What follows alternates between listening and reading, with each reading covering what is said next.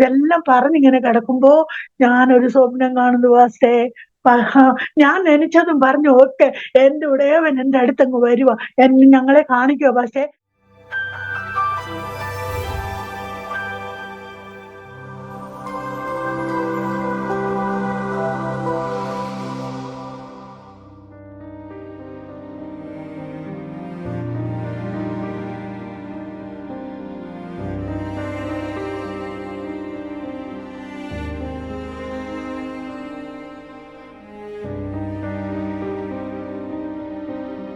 Aroma T വിയുടെ എല്ലാ മാന്യ ശ്രോതാക്കൾക്കും വേഗം വരുന്ന കർത്താവായ യേശുക്രിസ്തുവിന്റെ ധന്യതിരുനാമത്തിൽ വന്ദനമറിയിക്കുന്നു. വീണ്ടും അരോമ ടി വിയുടെ പ്രേക്ഷകരോടൊപ്പം അനുഗ്രഹിക്കപ്പെട്ട ജീവിതാനുഭവം, ദൈവം നടത്തിയ അത്ഭുതകരമായ വഴികളെയും കുറിച്ച് പങ്കുവയ്ക്കുവാൻ നമ്മുടെ ക്ഷണം സ്വീകരിച്ച് ഇന്ന് നമ്മോടൊപ്പം അനുഗ്രഹിക്കപ്പെട്ട കർത്താവിൻ്റെ ദാസി പ്രിയ വിജയമ്മ ആൻറ്റി ജോയിൻ ചെയ്തിട്ടുണ്ട്. തൻ്റെ ജീവിതാനുഭവങ്ങൾ പ്രേക്ഷകർക്ക് അനുഗ്രഹമായി തീരുമെന്ന് ഞാൻ പൂർണ്ണമായി വിശ്വസിക്കുന്നു. അതുകൊണ്ട് തന്നെ ഈ വീഡിയോ ആദ്യാവസാനം സ്കിപ്പ് ചെയ്യാതെ കാണുകയും മറ്റുള്ള പ്രിയപ്പെട്ടവർ കൂടി ഷെയർ ചെയ്ത് കൊടുക്കുകയും ചെയ്യുവാൻ പ്രത്യേകം ഓർപ്പിക്കുന്നു. ദൈവമായ കർത്താവ് നമ്മെ എല്ലാവരും അനുഗ്രഹിക്കട്ടെ. നാം എല്ലാവരും ശ്രദ്ധയോടെ പ്രാർത്ഥനയോടെ ആയിരിക്കുമ്പോൾ കർത്താവിൻ്റെ വിലപ്പെട്ട ദാസി പ്രിയ വിജയമ്മ ഗോപാലൻ ആൻറ്റിയെ തികഞ്ഞ സ്നേഹത്തോടും ആദരവോടും കൂടി അരോമാറ്റിയുടെ പ്രേക്ഷകരോടൊപ്പം അനുഗ്രഹിക്കപ്പെട്ട ജീവിതാനുഭവം, ദൈവം നടത്തിയ അത്ഭുതകരമായ വഴികളെയും കുറിച്ച് പങ്കുവയ്ക്കുവാൻ ഞങ്ങൾ ക്ഷണിച്ചുകൊള്ളുന്നു. ദൈവനാമത്തിന് മഹത്വം ഉണ്ടാകട്ടെ. ഈ അരോമ ടി വിയിൽ അതിന് കടന്നു വരുവാനും ഡാനിയൽ ജോൺ പാസ്റ്ററുമായിട്ട് പരിചയപ്പെടുവാനും എല്ലാം ഇടയാക്കിയത് നമ്മുടെ ചർച്ചിലുള്ള ഒരു സിസ്റ്റർ മുഖേനയാണ്. ഞാൻ ഇങ്ങനൊന്നും വിചാരിച്ചില്ല. ആഗ്രഹം ഉണ്ടായിരുന്നു, അരോമ ടി വിയിൽ ഇങ്ങനത്തെ ശുശ്രൂഷ കാണുമ്പോൾ എനിക്ക് ആഗ്രഹം ഉണ്ടായിരുന്നു. പക്ഷേ ദൈവം എനിക്ക് ഇതിനു വേണ്ടി നടത്തി തന്നതിനായിട്ട് ദൈവത്തിന് നന്ദി നിർത്തി സ്തുതിക്കുന്നു. ഡാനിയൽ ജോൺ പാസ്റ്ററെയും അരോമ ടി വിയെയും ദൈവം ധാരാളമായി അനുഗ്രഹിച്ചിട്ട്. ബാല്യകാലത്തില് പറഞ്ഞാല് ഞങ്ങളുടെ നാട് അടൂരാണ്. അടൂര് ഏഴംകുളം എന്ന് പറയുന്ന സ്ഥലത്താണ്. എനിക്ക് എൻ്റെ അച്ഛന് രാമകൃഷ്ണ പിള്ള എന്ന് പറയും, എൻ്റെ അമ്മ ചെല്ലമ്മ. ഞങ്ങൾ 6 പെൺമക്കളാണുള്ളത്. എൻ്റെ അച്ഛന് ഞങ്ങൾക്ക് ഉള്ള സ്ഥലത്തുള്ള കുറച്ച് സ്ഥലമൊക്കെ ഉണ്ട്. ആദ്യകാണ്ടിൽ അവരൊക്കെ എഴുതി വിറ്റെല്ലാം ഇതാ കുറച്ച് സ്ഥലമുണ്ട്. അവിടെ എല്ലാം എൻ്റെ അച്ഛൻ ജോലി ചെയ്ത് ഞങ്ങളെ നോക്കി. എൻ്റെ അമ്മ കൊടുമൺ പ്ലാന്റേഷനിൽ ചെറുപ്രായത്തിൽ മുതൽ എൻ്റെ അമ്മ പ്ലാന്റേഷനിൽ ജോലിക്ക് പോവാണ്. ഞങ്ങൾ അങ്ങനെയാണ് ജീവിച്ചു വന്നത്. ഞങ്ങൾ 6 പെൺമക്കളാ. അത് കഴിഞ്ഞ് ഞങ്ങൾക്ക് വിദ്യാഭ്യാസം ചോദിച്ചാല്, ഞാൻ 4ാം ക്ലാസ് പഠിച്ചുകൊണ്ടിരിക്കുമ്പോ എൻ്റെ അച്ഛനും പറഞ്ഞു, മോളെ ഇനി നീ പഠിക്കാൻ പോകണ്ട, ഇളയ കുഞ്ഞുങ്ങളെ നോക്കണം, വീട്ടിലെ ജോലിയൊക്കെ നോക്കണം. അങ്ങനെ ഞങ്ങൾ സങ്കടപ്പെട്ടുവെങ്കിലും എൻ്റെ അമ്മയും അച്ഛൻ്റെ വാക്ക് കേട്ട് സ്കൂളിൽ പോയില്ല. 4 ക്ലാസ് 5ാം ക്ലാസ്സിൽ ചേർക്കുന്നതിന് മുമ്പേ എൻ്റെ വിദ്യാഭ്യാസം നിർത്തി. അത് കഴിഞ്ഞ് എൻ്റെ കൂടപ്പിറപ്പ് 2 പേര് എൻ്റെ അനിയത്തിമാർക്ക് കുറച്ചും കൂടെ എന്നെക്കാട്ടി പഠിക്കാൻ പറ്റി. പിന്നുള്ള അനിയത്തിമാരെല്ലാം കുറച്ച് നല്ലപോലൊക്കെ പഠിച്ചു. അങ്ങനെയാണ് ഞങ്ങളുടെ വിദ്യാഭ്യാസ ജീവിതം. കഷ്ടത്തിന്റെ ചുഴയിലേയും കുറെ ദാരിദ്ര്യ ദുഃഖത്തിലൊക്കെ ഞങ്ങൾ കഴിഞ്ഞു പോയി. എന്നാലും ദൈവം ഞങ്ങളെ പട്ടിണിക്കാതെ വഴി നടത്തി. അത് കഴിഞ്ഞ് ഞങ്ങള് വിവാഹപ്രായം 18 വയസ്സ് എനിക്ക് ആവാറായപ്പോഴത്തേക്ക് എന്റെ വിവാഹാലോചന വന്നു. പട്ടാഴി എന്ന് പറയുന്ന സ്ഥലത്തു നിന്നാണ് എനിക്ക് വിവാഹാലോചന വന്നത്. ഞങ്ങൾ 6 പെൺപിള്ളേരല്ലേ, അപ്പൊ ചെറുപ്രായത്തിൽ തന്നെ വിവാഹം കഴിക്കണമെന്നുള്ളത്. ഒരു ആർമിയിൽ ജോയിൻ ചെയ്ത ഒരു ചെറുക്കനാണ് എന്നെ ആലോചിക്കാൻ വന്നത്. അങ്ങനെ എന്റെ വിവാഹം 70 ലാസ്റ്റ് അവസാന കാലങ്ങളിൽ വിവാഹം കഴിഞ്ഞു. 71 എന്നെ വിവാഹം കഴിച്ച് ബാംഗ്ലൂരിലേക്ക് കൂട്ടിക്കൊണ്ട് വന്നു. അങ്ങനെ ബാംഗ്ലൂരില് അൽസൂർ എന്ന് പറയുന്ന സ്ഥലത്ത് ചേട്ടനാണ് ഇൻഫൻട്രി ആയിരുന്നു ജോലി. അപ്പൊ ചേട്ടന് ജോലിക്ക് പോകുമ്പോ അവിടെ ഒരു ചെറിയൊരു വീട് എടുത്തു. അവിടെ ഒരു അപ്പ അമ്മ തെലുങ്കരാണ്. അവര് മാത്രമേ ഉള്ളായിരുന്നു. 25 രൂപ വാടകയ്ക്കാണെന്ന് ചേട്ടൻ വീടെടുത്തത്. എന്നെ അവിടെ വിട്ടിട്ട് ചേട്ടൻ ജോലിക്ക് പോയി വന്നുകൊണ്ടിരുന്നു. അങ്ങനെ ഇരിക്കെ 71 ആയപ്പോഴത്തേക്ക് ചേട്ടന് പാകിസ്ഥാൻ യുദ്ധത്തിന് പോകാനുള്ള അവരുടെ എല്ലാരും കൂടെ അവിടുന്ന് അവരുടെ ആർമി എല്ലാരും കൂടെ പോകാനുള്ള ഇതായി. അങ്ങനെ ആയപ്പോ ചേട്ടൻ, ഞാൻ പ്രഗ്നന്റുമാണ്, എന്നെ ആ അപ്പനെ അമ്മയുടെ അടുത്ത് എന്നെ ഏൽപ്പിച്ചിട്ട് എൻ്റെ ചേട്ടന് പോകണം. അപ്പൊ നീ പോയിട്ട് വാ തമ്പി, ഞങ്ങൾ നോക്കിക്കോളാം എന്നൊക്കെ പറഞ്ഞ് ചേട്ടൻ അങ്ങനെ യുദ്ധത്തിന് വേണ്ടി പോയി. 1971 2-ാം തീയതി ഞാൻ ബാംഗ്ലൂരില് ബോറിംഗ് ആസ്പത്രി എന്ന് പറയുന്ന സ്ഥലത്ത് എൻ്റെ മോക്ക് ഞാൻ ജന്മം കൊടുത്തു. ആ സമയത്ത് എന്നെ അപ്പ അമ്മ അവരുടെ ജോലിക്കാരെ എല്ലാവരും എന്നെ നോക്കിയിട്ട് വീട്ടിൽ കൊണ്ടുപോയിട്ട് കുഞ്ഞിനൊരു 6 മാസമായപ്പോഴത്തേക്കാണ് എൻ്റെ ചേട്ടന് തിരിച്ചു വന്നത്. അതുവരെ ഇവരെന്നെ നോക്കി. അത് കഴിഞ്ഞ് അപ്പക്ക് വേലൊരു ലെറ്റർ അയച്ചു, എൻ്റെ ചേട്ടൻ ഞാൻ വരുവാന്ന്. അങ്ങനെ കുഞ്ഞു എന്നെയും എന്റെ ആ അപ്പ അമ്മ എല്ലാം കൂടെ റെയിൽവേ സ്റ്റേഷനിൽ പോയി ചേട്ടനെ കൂട്ടിക്കൊണ്ട് വന്നു. അങ്ങനെ ഞങ്ങൾ ആ വീട്ടിൽ തന്നെ ഇരുന്ന് ചേട്ടന് ജോലിക്ക് പൊക്കോണ്ടിരുന്നു. അത് കഴിഞ്ഞ് ഞങ്ങൾക്ക് പിന്നെ കുറച്ച് കഴിഞ്ഞ് ഒരു 1 വർഷം കഴിഞ്ഞ് ഒരു പെൺകുഞ്ഞിനെയും കൂടെ ബാംഗ്ലൂരിൽ തന്നു. അങ്ങനെ 2 പെൺമക്കളെ എനിക്ക് ബാംഗ്ലൂരിൽ കിട്ടി. അങ്ങനെ ഇരുന്നപ്പോ ചേട്ടൻ പറഞ്ഞു, ഈ ഇതിലൂടെ കഴിഞ്ഞാൽ ശരിയാവത്തില്ല, ഈ ഇൻഫൻട്രിയില് ഫാമിലി കൊണ്ടുപോകാൻ പറ്റത്തില്ല, ക്വാർട്ടേഴ്സ് കിട്ടത്തില്ല, നമുക്ക് ബുദ്ധിമുട്ടാ. അങ്ങനെ ആ ചേട്ടന് ആലോചിച്ചിട്ട് വേറെ യൂണിറ്റിൽ ചേരാൻ നോക്കി. DSC എന്ന് പറയുന്ന ഇതിൽ യൂണിറ്റിൽ ചേർന്നു. അങ്ങനെ എയർപോർട്ട് സ്റ്റേഷനകത്ത് ചേട്ടന് ജോലി കിട്ടുന്ന പോലെ ആയി. അവിടുന്ന് ബാംഗ്ലൂരിൽ ഇരിക്കുമ്പോ മഹാരാഷ്ട്രക്ക് ചേട്ടന് പോസ്റ്റിംഗ് വന്നു. എയർപോർട്ട്സിലേക്ക് മഹാരാഷ്ട്ര പോസ്റ്റിംഗ് വന്നു. ഞങ്ങളെ കൂട്ടിക്കൊണ്ടുപോയി ചേട്ടൻ അവിടെ ജോയിൻ ചെയ്തു. അവിടുന്ന് പിന്നെ ട്രാൻസ്ഫർ ആയി ആസാം ഗുവാഹട്ടി എന്ന് പറയുന്ന സ്ഥലത്ത് നമ്മളെ കൊണ്ടുപോയി. അവിടെ ഞങ്ങൾ 2-3 വർഷം കഴിഞ്ഞ് അത് കഴിഞ്ഞ് ഞങ്ങൾക്ക് ആഗ്രയിലോട്ട് ട്രാൻസ്ഫർ വന്നു.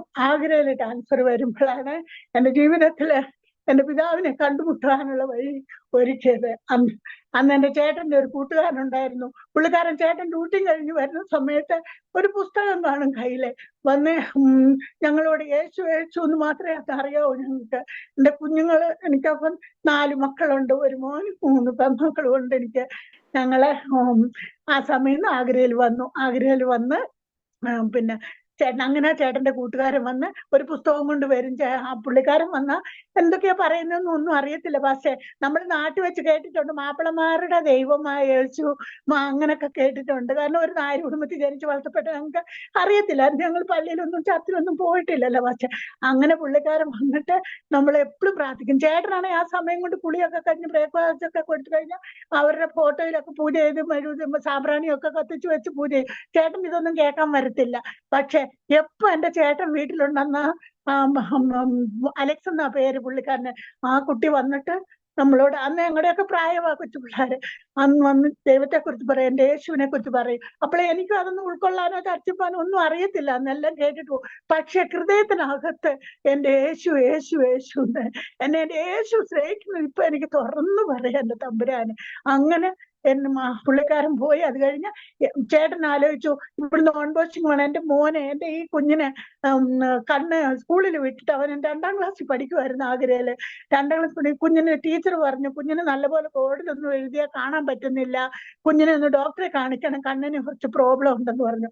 അങ്ങനെ ചേട്ടൻ പറഞ്ഞു, നമുക്ക് ഇവിടെ പറ്റത്തില്ല, ഞാൻ ബാംഗ്ലൂരിലേക്ക് പോസ്റ്റിങ്ങിന് നോക്കട്ടെ. അങ്ങനെ എന്റെ ചേട്ടന് ബാംഗ്ലൂരിൽ പോസ്റ്റിങ് വന്നു. 1984 ചേട്ടന് ജനുവരി മാസം ആയപ്പോഴത്തേക്ക് ചേട്ടന് ട്രാൻസ്ഫർ ആയി. ബാംഗ്ലൂരിൽ അല്ലെങ്കിൽ എയർപോർട്ട്സിലോട്ട് ട്രാൻസ്ഫർ ആയി. അങ്ങനെ എന്റെ ചേട്ടന് ഞങ്ങളെ വിട്ടിട്ട്, കാരണം കുഞ്ഞുങ്ങൾക്കൊക്കെ എക്സാമാ. മൂത്ത മോൾ 5ാം ക്ലാസ്സിൽ, ഒരാള് 4ാം ക്ലാസ്സിൽ, ഒരാള് 2ാം ക്ലാസ്സിൽ, ഇളയ കുഞ്ഞിനെ സ്കൂളിൽ ചേർത്തിട്ടില്ല. അപ്പൊ ഞങ്ങളെ വിട്ടിട്ട് ചേട്ടന് ബാംഗ്ലൂരിന് വന്ന് മെയ് മാസം ആയപ്പോഴത്തേക്ക് ചേട്ടൻ ഞങ്ങളുടെ കുഞ്ഞുങ്ങളുടെ പഠിപ്പെല്ലാം കഴിഞ്ഞല്ലോ, ടീച്ചർ എല്ലാം വാങ്ങാനായിട്ട് ഞങ്ങളെ കൊണ്ടുപോകാനായിട്ട് കോട്ടേജ് ഒക്കെ എടുത്തിട്ടിട്ട് ചേട്ടന് ആഗ്രയ്ക്ക് വന്നു. ആഗ്രയിൽ വന്ന് സാധനങ്ങളൊക്കെ പാക്ക് ചെയ്യണം. അന്നേരത്തേക്ക് അതിനു മുമ്പിട്ട് ആ പുള്ളി എന്തോ ചെയ്തു, നമ്മളോട് ഇങ്ങനെ പ്രാർത്ഥിച്ച്, ചേട്ടൻ ബാംഗ്ലൂർ വരുന്നതിന് മുമ്പിട്ട് അലക്സിനോട് ഞാൻ പറഞ്ഞു, അലക്സിന്റെ കയ്യിലിരിക്കുന്ന ആ പുസ്തകം എനിക്ക് തരുമോ എന്ന് ചോദിച്ചു. ആ ഒരു സെക്കൻഡിൽ അലക്സ് എന്തോ ചെയ്തു, എനിക്ക് ആ പുസ്തകം ഇങ്ങ് തന്നു. അത് ഞാൻ വായിക്കത്തൊന്നുമില്ല, തലയണക്കീഴി വെച്ചോണ്ട് ഇരിക്കും, അത് കൂടെ കൊണ്ട് നടക്കും. ആ പുസ്തകത്തിനോടൊരു കമ്പം, വായിക്കത്തില്ല. പിള്ളേരെ നോക്കിക്കൊണ്ട് അങ്ങനെ കാലം കഴിഞ്ഞു. അത് കഴിഞ്ഞ് ചേട്ടൻ വന്നതല്ല, ആഗ്രഹം ഞങ്ങൾ എപ്പോഴും വെള്ളിയാഴ്ച താജ്മഹൽ കാണാൻ പ്രിയ, ഞങ്ങളെ ചേട്ടൻ കൊണ്ടുപോകുമായിരുന്നു. അന്നും ചേട്ടൻ വന്നു കഴിഞ്ഞപ്പോഴത്തേക്ക് ഞങ്ങളെ കൊണ്ടുപോയി, ചേട്ടൻ എന്തൊക്കെയോ വാങ്ങണമെന്ന് പറഞ്ഞു. ചേട്ടൻ കുറെ ഫോട്ടോകൾ, അവിടെ കളിമണ്ണിന്റെ ഒരുപാട് ബിംബങ്ങളും ഫോട്ടോകളൊക്കെ ഉണ്ട്. ചേട്ടൻ അതെല്ലാം ചെറുതെല്ലാം വാങ്ങിച്ചു, താജ്മഹൽ വാങ്ങിച്ചു. വേണ്ട, അപ്പൊ ചേട്ടനെല്ലാം പാക്ക് ചെയ്യുമ്പോൾ ഞാൻ പറഞ്ഞു, ചേട്ടാ എന്റെ ഒരു പുസ്തകം കൂടെ അതിലൊന്ന് വെക്കണേന്ന് പറഞ്ഞു. അപ്പൊ ചേട്ടൻ വെറുതെ പറഞ്ഞു, ഓ നിന്റെ ഒരു പുസ്തകം. എന്റെ ചേട്ടൻ മിലിറ്ററിക്കാരനായാലും നല്ല മനുഷ്യനാ, വലിക്കത്തില്ല, കുടിക്കത്തില്ല, ഒന്നുമില്ല. അവർക്ക് മഗ്നകത്തെല്ലാം പാലാ കൊടുക്കുന്നത് കുടിക്കാന്.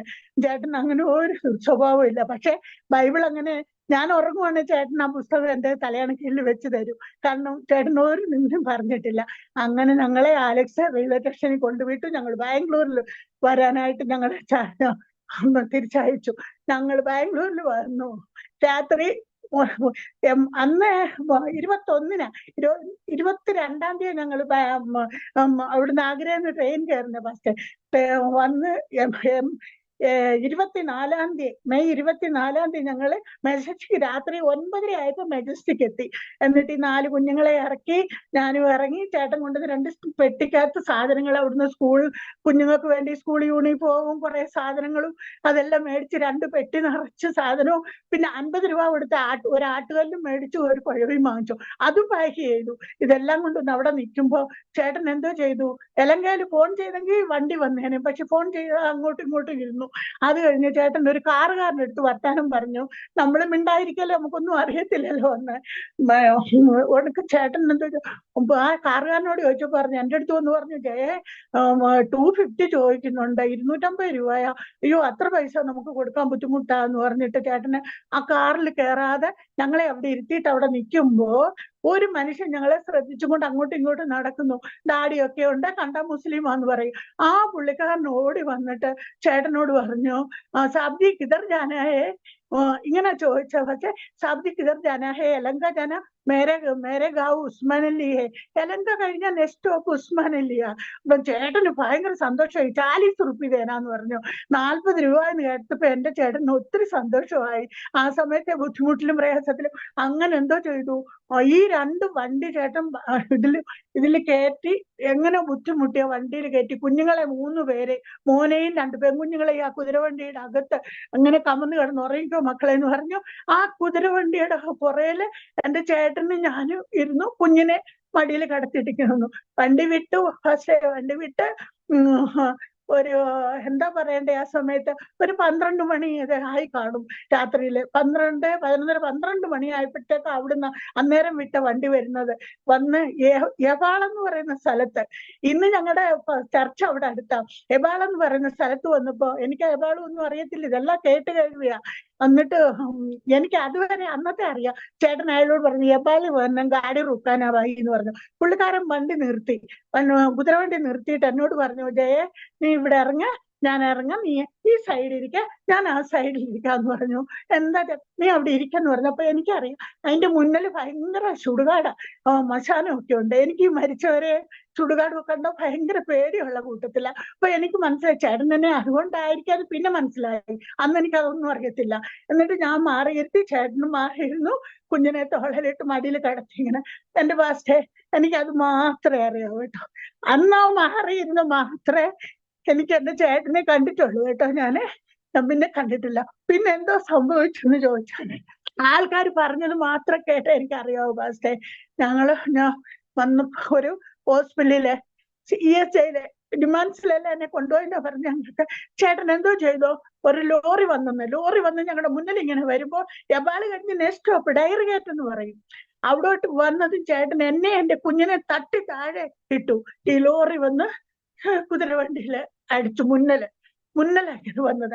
അപ്പൊ അകത്തിരുന്ന കുഞ്ഞുങ്ങൾക്കും സാധനങ്ങളും എല്ലാം എന്തോ പോയി അത്ര ഇതായിട്ടില്ല, കുഞ്ഞുങ്ങൾക്ക് അത്ര ഇതായില്ല. ഇളയ എറിഞ്ഞ കുഞ്ഞിനെ എനിക്കായിരുന്നു തലയ്ക്ക് അടിപെട്ടിട്ട് ഇതായത്. എന്റെ പല്ലു ഇതെല്ലാം വെളിയിൽ വന്നായിരുന്നു. അങ്ങനെ അവരെല്ലാവരും കൂടിയാണ് ഞങ്ങളെ ആ ലോറിക്കാര് രാത്രിയുടെ യാമത്തിൽ 1:30 മണിയായി ഞങ്ങളെ ഹോസ്പിറ്റലിൽ കൊണ്ടുപോയി, CGH അല്ല കമാൻഡ് ഹോസ്പിറ്റലിൽ കൊണ്ടുപോയി. മക്കളെ ഹോസ്പിറ്റലിൽ ഇട്ട് എന്നെ നിമാൻസി കൊണ്ടുപോയി. അവിടുന്ന് തന്നെ ESൽ കൊണ്ടുവന്ന് കമാൻഡ് ഹോസ്പിറ്റലിൽ കൊണ്ടുവന്ന് ട്രീറ്റ്മെന്റ് എടുക്കുക. ആ രാത്രിയില് ഇന്നെനിക്ക് പറയാം പക്ഷേ ആരാ എന്നെ വന്നെന്ന്, എന്റെ ചേട്ടൻ എവിടാന്നൊന്നും എനിക്കറിയില്ല. അന്ന് അയബാളി വെച്ച് ഞാൻ കണ്ടതാ. എന്നിട്ട് എന്റെ അടുത്തോട്ട് എന്നാ പറയണോ അറിയില്ല പക്ഷേ ഒരു മനുഷ്യൻ ഇങ്ങനെ വരുവാ, അങ്കിയെല്ലാം താഴെ കിടക്കുക ഇങ്ങനെ. വന്നിട്ട് ഞാൻ അബോധവയസ്സിൽ ഈ പല്ലൊക്കെ ഇങ്ങനെ കെട്ടിവെച്ചേക്കുക. എനിക്ക് എന്റെ ഗ്ലൂക്കോസ് ഒക്കെ തന്ന് കിടത്തുന്നുണ്ട്, ബോധമില്ലാതെ കിടക്കുക. ഞാൻ അങ്ങനെ വന്നിട്ട് എന്നെ ഇങ്ങനെ എന്റെ അടുത്ത് വന്നു. അപ്പൊ ഞാൻ എന്റെ ആത്മാവിന് ചോദിക്കുക, എന്റെ പൊന്നെ നീ വന്നോ, എവിടെയായിരുന്നു എന്ന് ചോദിച്ചു. അപ്പൊ എന്നോടൊരു വാക്ക് പറഞ്ഞു, എന്നെ തൊടരുത് എന്ന് പറഞ്ഞു. എന്നെ തൊടരുതെന്ന്. ഞാൻ പറഞ്ഞു എന്റെ പൊന്നിനെ ഞാൻ തൊട്ടൂടെ എന്ന് പറയും. ഇത്രേ പറഞ്ഞുള്ളൂ പാസ്റ്റേ. ആ നേരം കൊണ്ട് 3 പ്രാവശ്യം എന്റെ തലയില് വെണ്മയേറിയ 3 പ്രാവശ്യം എന്നെ താലോടി തിരിഞ്ഞു നടന്നു പോകുമ്പോൾ കുറച്ച് ദൂരെ പോയിട്ട് എന്നെ തിരിഞ്ഞു നോക്കുമ്പോൾ ഞാൻ കാണുക 2 കണ്ണ് നിറഞ്ഞിരിക്കുന്നു, നീല കണ്ണ്. കണ്ണിന്ന് വെള്ളം വരുന്ന പോലെ എനിക്ക് തോന്നുക. പക്ഷെ ഞാൻ അബോധവസ്ഥയിലാ ഫാസ്റ്റേ. പിറ്റേന്ന് എന്റെ മക്കള് പറഞ്ഞു, എന്റെ മോളെ കുറച്ചൊക്കെ അവർക്ക് അടിപെട്ടിട്ടുള്ളൂ. അവര് പറഞ്ഞു, ഡാഡനെ മമ്മയുടെ അടുത്ത് കൊണ്ടുവന്നിട്ട് മമ്മ ഡാഡനെ ഒന്ന് നോക്കുന്ന പോലും ഇല്ല. എയർപോർട്ടിൽ നിന്ന് ഓഫീസർമാരെല്ലാം വന്നു, വലിയ വണ്ടി വന്നു, ഡാഡനെ കുട്ടി കൊണ്ടുപോയി എന്ന് പറഞ്ഞു. അപ്പൊ എന്റെ മൂത്ത മോൾക്ക് 10 വയസ്സുണ്ട്, അവൾക്കറിയാം. 12 വയസ്സുണ്ട്, അവൾക്കറിയാം ഡാഡ പോയത്. പക്ഷെ ഞാൻ എന്റെ ചേട്ടനെ കാണാൻ എനിക്ക് ബോധമില്ലായിരുന്നു ബസ്സേ. അങ്ങനെ ഞങ്ങളൊരു 4-5 മാസം കമാൻഡ് ഹോസ്പിറ്റലായിരുന്നു. ഇപ്പോഴത്തേക്ക് ഞങ്ങൾക്ക് കുഞ്ഞുങ്ങൾക്കൊക്കെ കുറവായി അസുഖം. കാരണം കുഞ്ഞുങ്ങളെ സ്കൂളിൽ വിടണമല്ലോ.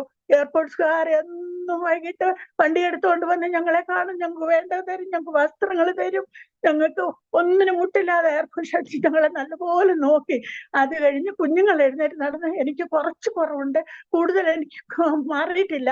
അത് കഴിഞ്ഞ് ഞങ്ങളെ ഡിസ്ചാർജ് ചെയ്ത് എന്റെ ചേട്ടൻ എടുത്തിട്ട് ഞങ്ങളെ കോട്ടേഴ്സിൽ കൊണ്ടുവന്ന് ഞങ്ങളെ ഇവിടെ താമസിപ്പിക്കാന്. എന്നിട്ട് കുഞ്ഞുങ്ങൾക്ക് വേണ്ടുന്ന സ്കൂളിലെ എല്ലാവരും യൂണിഫോം വാങ്ങിച്ചു, ബുക്ക് വാങ്ങിച്ചു. മക്കളെ 2 പേരെ KV സ്കൂളിൽ പെൺകുട്ടികളെ വിട്ടു, മോൻ എയർപോർട്ട് സ്കൂളിൽ വിട്ടു, ചെറിയ കുഞ്ഞിനെ LKG ചേർത്തു. അവരെല്ലാം ഉത്തരവാദിത്വം എടുത്തുകൊണ്ട് ഞാനാണ് വീട്ടിലിരിക്കുക. എനിക്ക് എഴുന്നേറ്റ് നടക്കാനൊന്നും വയ്യ. പക്ഷെ അന്നേരം എനിക്ക് എന്ത് ചെയ്യുന്നത്, മാനവ ദുഃഖമായിട്ട് പ്രയാസത്തിൽ ഇങ്ങനെ ജീവിക്കുവാ ഞാൻ. അങ്ങനെ ഇരിക്കെ ഇവരെല്ലാം രാത്രി ഞാൻ എഴുന്നേറ്റ് ഓടുക. എന്റെ ചേട്ടൻ വന്ന് സെക്കൻഡ് സ്കൂട്ടറിന്റെ എല്ലാം സൗണ്ട് കേൾക്കുമ്പോ അങ്ങനെ അവരെല്ലാരും കൂടെ എയർപോർട്ടിൽ പോയിട്ട് റിപ്പോർട്ട് ചെയ്തു. ഇങ്ങനെ സ്ത്രീയെ കൊണ്ട് പറ്റത്തില്ല, അവരെ പാവം അവിടുന്ന് മാറ്റണം, കോട്ടേഴ്സിൽ കഴിയാൻ പറ്റത്തില്ലെന്ന്. അങ്ങനെ എയർപോർട്ടുകാരെല്ലാരും കൂടെ കൂടി പൈസ പിരിച്ച് ഞങ്ങൾക്കൊരു വീട് വാങ്ങിച്ചു തന്നു. ആ സമയത്ത് ഭാരതി നഗറില് ഞങ്ങളെ എന്നിട്ട് ആ വീട്ടിൽ കൊണ്ടുപോയി മക്കളെ സ്കൂളിൽ അവിടുന്ന് കുഞ്ഞുങ്ങൾ പോകുന്നത് ഞാൻ അവിടെ ഉണ്ട്. അപ്പോഴത്തേക്ക് എയർപോർട്ടിന് ലങ്കറിൽ നിന്ന് ഞങ്ങൾക്ക് ഭക്ഷണം കഴിക്കാൻ എല്ലാ ദിവസവും കൊണ്ട് തരുമായിരുന്നു. അന്ന് ഈ വീടെടുത്തതിന് ശേഷം അരി സാധനം, അവിടെ വേണ്ടുന്ന ബ്രെഡ്, എല്ലാ സാധനവും അടുക്കളയിൽ കൊണ്ടുവച്ചിട്ടുണ്ട്, പമ്പ് സ്റ്റൗവ്. പക്ഷെ എനിക്കതൊന്നും ചെയ്ത് എന്റെ മക്കൾക്ക് കൊടുക്കാൻ വയ്യ. എനിക്ക് കൈയും കാലും അനങ്ങാനൊക്കത്തില്ല, വേദനയാ. എഴുന്നേറ്റ് നടക്കാൻ വയ്യ, നടുവേദനയാ. കുഞ്ഞുങ്ങളിൽ ലങ്കറിൽ നിന്ന് കൊണ്ടുവരുന്ന ഭക്ഷണം കഴിക്കും, പിന്നെ അവർ കഞ്ഞി ചൂട, അവർക്കും പമ്പ് സ്റ്റൗവ് കത്തിക്കാനും ഒന്നും അറിയത്തില്ല. അങ്ങനെ ഇരുന്ന് ഈ കുഞ്ഞുങ്ങൾ സ്കൂളിൽ പോകുമ്പോൾ ഒരു ദിവസം നിറയെ തുണികൾ കഴുകാനെല്ലാം കിടക്കുക, ഒന്നും ചെയ്യാൻ കഴിയുന്നില്ല. ഞാൻ ആ തുണിയുടെ പുറത്ത് ഞാനിങ്ങനെ കിടക്കുക. കുഞ്ഞുങ്ങൾ വെളിയിൽ നിന്ന് കുറ്റിയിട്ടിട്ടാ പോകുന്നത്. അവിടെ ഒരു ജനലുണ്ട്, ആ ജനൽ ഓപ്പൺ ചെയ്തിട്ട് എനിക്ക് കഴിക്കാനുള്ള അമ്മ ഇവിടെ വെച്ചിട്ടുണ്ടെന്നും പറഞ്ഞാ കുഞ്ഞുങ്ങൾ പോകുന്നത്. ഞാൻ അങ്ങനെ കരഞ്ഞ തുണിയുടെ പുറത്ത് ഇങ്ങനെ കിടക്കുമ്പോ എന്റെ പാസ്റ്റേ, ഞാൻ കമാൻഡ് ഹോസ്പിറ്റലിൽ കണ്ട ആ രൂപമില്ലേ, അന്ന് ഞാൻ വിചാരിച്ച എന്റെ ചേട്ടനാന്ന്. അതേ റൂം അടച്ചിരിക്കുക. അതിനകത്ത് കടന്നു വന്നിട്ട് എന്റെ ശരീരത്തെ അങ്ങ് എവിടൊക്കെ വേദനയുണ്ടോ, ഭാരമുണ്ടോ, തളർച്ചയുണ്ടോ, അവിടെ എല്ലാം താലോടി. എന്തോ ഒരു കരമഭാസ, ഇങ്ങനത്തെ കരം തൊട്ട് എനിക്കറിയത്തില്ല. തല മുതൽ ഉച്ച മുതൽ ഉള്ളംകാല് വരെ എന്നെ താലോടി. എനിക്ക് എന്തോ എന്റെ ശരീരമെല്ലാം തീച്ചൂളയിലിട്ട പോലെ എനിക്ക് നെരുപ്പ്, എന്റെ ശരീരമെല്ലാം വേർത്തു. കുളിച്ചു ഞാൻ എഴുന്നേറ്റ് ഓടി നടക്കുക. എനിക്ക് എന്തോ ഒരു ആരോഗ്യം വന്നു. അപ്പോഴാ മൂലയ്ക്ക് വീടിന് സൈഡിൽ ആരോ നിൽക്കുന്നത് പോലെ തോന്നുന്നുണ്ട്. കുറച്ചു നേരം ഞാൻ അവിടെ ഇവിടെ എല്ലാം നോക്കുമ്പോ ഞാൻ ആരെയും കാണുന്നില്ല. പക്ഷെ എനിക്ക് സൗഖ്യമായി. ഞാൻ എഴുന്നേറ്റിട്ട് കഥവ് വെളിയിൽ നിന്ന് കുറ്റിയിട്ടേക്കുക. ദൈവമേ, എനിക്ക് ശക്തി വന്നല്ലോ. അപ്പോഴും എന്റെ യേശുപ്പം വന്നെന്ന് ഞാൻ പറയുന്നില്ല. എന്റെ ചേട്ടന് അങ്ങനെയുള്ള ഒരു ചിന്താഗതിയായിരുന്നു എന്റെ മനസ്സിനകത്ത് പാസ്റ്റേ. അങ്ങനായി അടുത്ത ആ ജനലിന്റെ അവിടെ ഞാൻ തട്ടിപ്പോ അടുത്ത വീട് മുസ്ലിംസാ താമസിക്കുന്നേ. പുള്ളിക്കാരന്റെ പേര് മീരാവല്ലി എന്നാ. ഞാൻ പറഞ്ഞു, മീരാവല്ലി വയ്യ ദർവാജ പോലോ എന്ന് പറഞ്ഞു. അപ്പോഴത്തേക്ക് അവര് പറഞ്ഞു, പുള്ളിക്കാരിയോട് പറഞ്ഞു, അയ്യോ വിജയമ്മയുടെ സൗണ്ട് ആണല്ലോ.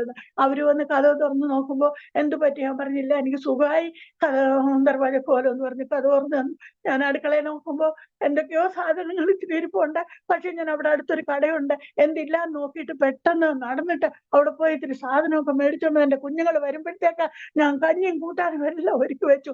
എന്റെ മക്കൾ വരുമ്പോ കഥ തുറന്നു കിടക്കുന്നു. എന്നെ കണ്ടപ്പോൾ എന്റെ കുഞ്ഞുങ്ങളെ, അയ്യോ ഇത് എന്റെ മമ്മക്ക് എന്തോ പറ്റി, എന്റെ മമ്മയുടെ മുഖം എന്തോ ഇങ്ങനെ ഇരിക്കുന്നു, തിളങ്ങുന്നു, മമ്മയുടെ ശരീരമല്ല എന്തോ ഇങ്ങനെ. എന്റെ കുഞ്ഞുങ്ങളെ ഞാൻ പറഞ്ഞു, ഇങ്ങനെ സംഭവിച്ചു മക്കളെ. കമാൻഡ് ഹോസ്പിറ്റലിൽ വെച്ചിട്ട് മമ്മനെ തലയ്ക്ക് താലോടിയില്ല. അതേ രൂപ എന്റെ അമ്മയുടെ അടുത്ത് വന്നു, മമ്മനെ ഇങ്ങനെ ചെയ്തെന്ന് പറഞ്ഞു. അപ്പോഴത്തേക്ക് നമ്മുടെ ചർച്ചിലെ ഒരു തോമസ് പാസ്റ്റർ ഉണ്ട്, ചർച്ചിൽ പോകുന്നത്. പിന്നെ എയർപോർട്ടിലെ PG തോമസ് എന്ന് പറയും, ഇന്ന് ഞങ്ങളുടെ അവിടെ പാസ്റ്റർ.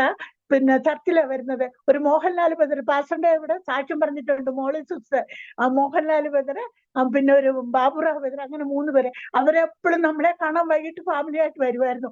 അന്ന് അവര് വന്നപ്പോൾ മോഹൻലാൽ ബദർ ഫോൺ ചെയ്ത് മെവർക്ക് സ്വാമിയോട് പറഞ്ഞു, എന്റെ പാസ്റ്റേ വിജയമ്മയുടെ മുഖത്ത് നോക്കാൻ നമുക്ക് ഒക്കുന്നില്ല, സ്വീകരിക്കപ്പെട്ടോ, അവർക്കിന്ന് സൗഖ്യമായി, അവര് എങ്ങനെ തിളങ്ങുന്നെന്ന് പറഞ്ഞു. ഇതൊന്നും എനിക്കറിയത്തില്ല, അവര് തങ്ങളിൽ പറഞ്ഞത്.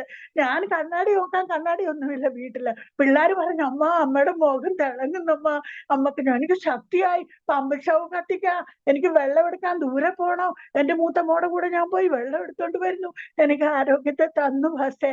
അത് കഴിഞ്ഞപ്പോഴത്തേക്ക് ഇവരെല്ലാരും എയർപോർട്ട്സുകാരായി, ഈ 3 കൂട്ടരും. അവരെ ഓഫീസിൽ പോയി പറഞ്ഞു, അമ്മയ്ക്ക് സുഖമുണ്ട്, അവർക്ക് ജോലി ചെയ്യാൻ എന്തെങ്കിലും ഒരു ജോലി കൊടുക്കണം. പാസ്റ്റോർ നോക്കിയാട്ട് 4ാം ക്ലാസ് വരെ പഠിച്ച എനിക്ക് ഒന്നറിയാം, തമിഴ് മിണ്ടാൻ അറിയാം, ഹിന്ദി അറിയാം, ഇംഗ്ലീഷ് പറഞ്ഞാൽ മനസ്സിലാവത്ത് പോലും ഇല്ല.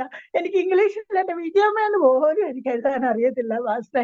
അങ്ങനെ ഇരിക്കുന്ന എനിക്ക് എന്തോ ജോലി തരും. ഞാൻ ഇതെല്ലാം പുറപുറത്തോണ്ട് എന്റെ ദൈവത്തോട് പറയും, എന്റെ പൊന്നിനെ നീ എടുത്തില്ലേ, ഞാൻ യേശു യേശു എന്ന് വിളിച്ചോണ്ടിരിക്കുന്നുണ്ട് ഞാൻ. അങ്ങനെ എന്റെ പാസ്റ്റേ എനിക്ക് സൗഖ്യമായി. എന്നെ പിറ്റേന്ന് എയർപോർട്ടിൽ നിന്ന് വണ്ടി വന്ന് എന്നെ കൊണ്ടുപോയി. അവിടെ കൊണ്ടുപോയപ്പോ എന്റെ AOC ഉണ്ട്, കേടോ ഗ്രൂപ്പ് ക്യാപ്റ്റൻ രാജഗോപാൽ സാർ എന്ന് പറയുന്നവരുണ്ട്, പിന്നെ DSCയുടെ വിംഗ് കമാൻഡർ മാത്യു സാറുണ്ട്, സുകുട്ടി ഓഫീസർ, ഇവരെല്ലാം തിരിച്ചുവാ. അവരെല്ലാം എന്നെ കാണാൻ വന്ന് ചോദിച്ചു. അപ്പൊ ചേട്ടത്തെ അറിയുന്നതാണല്ലോ എല്ലാവരും, ചേട്ടൻ അവിടെ ജോലി ചെയ്താണല്ലോ.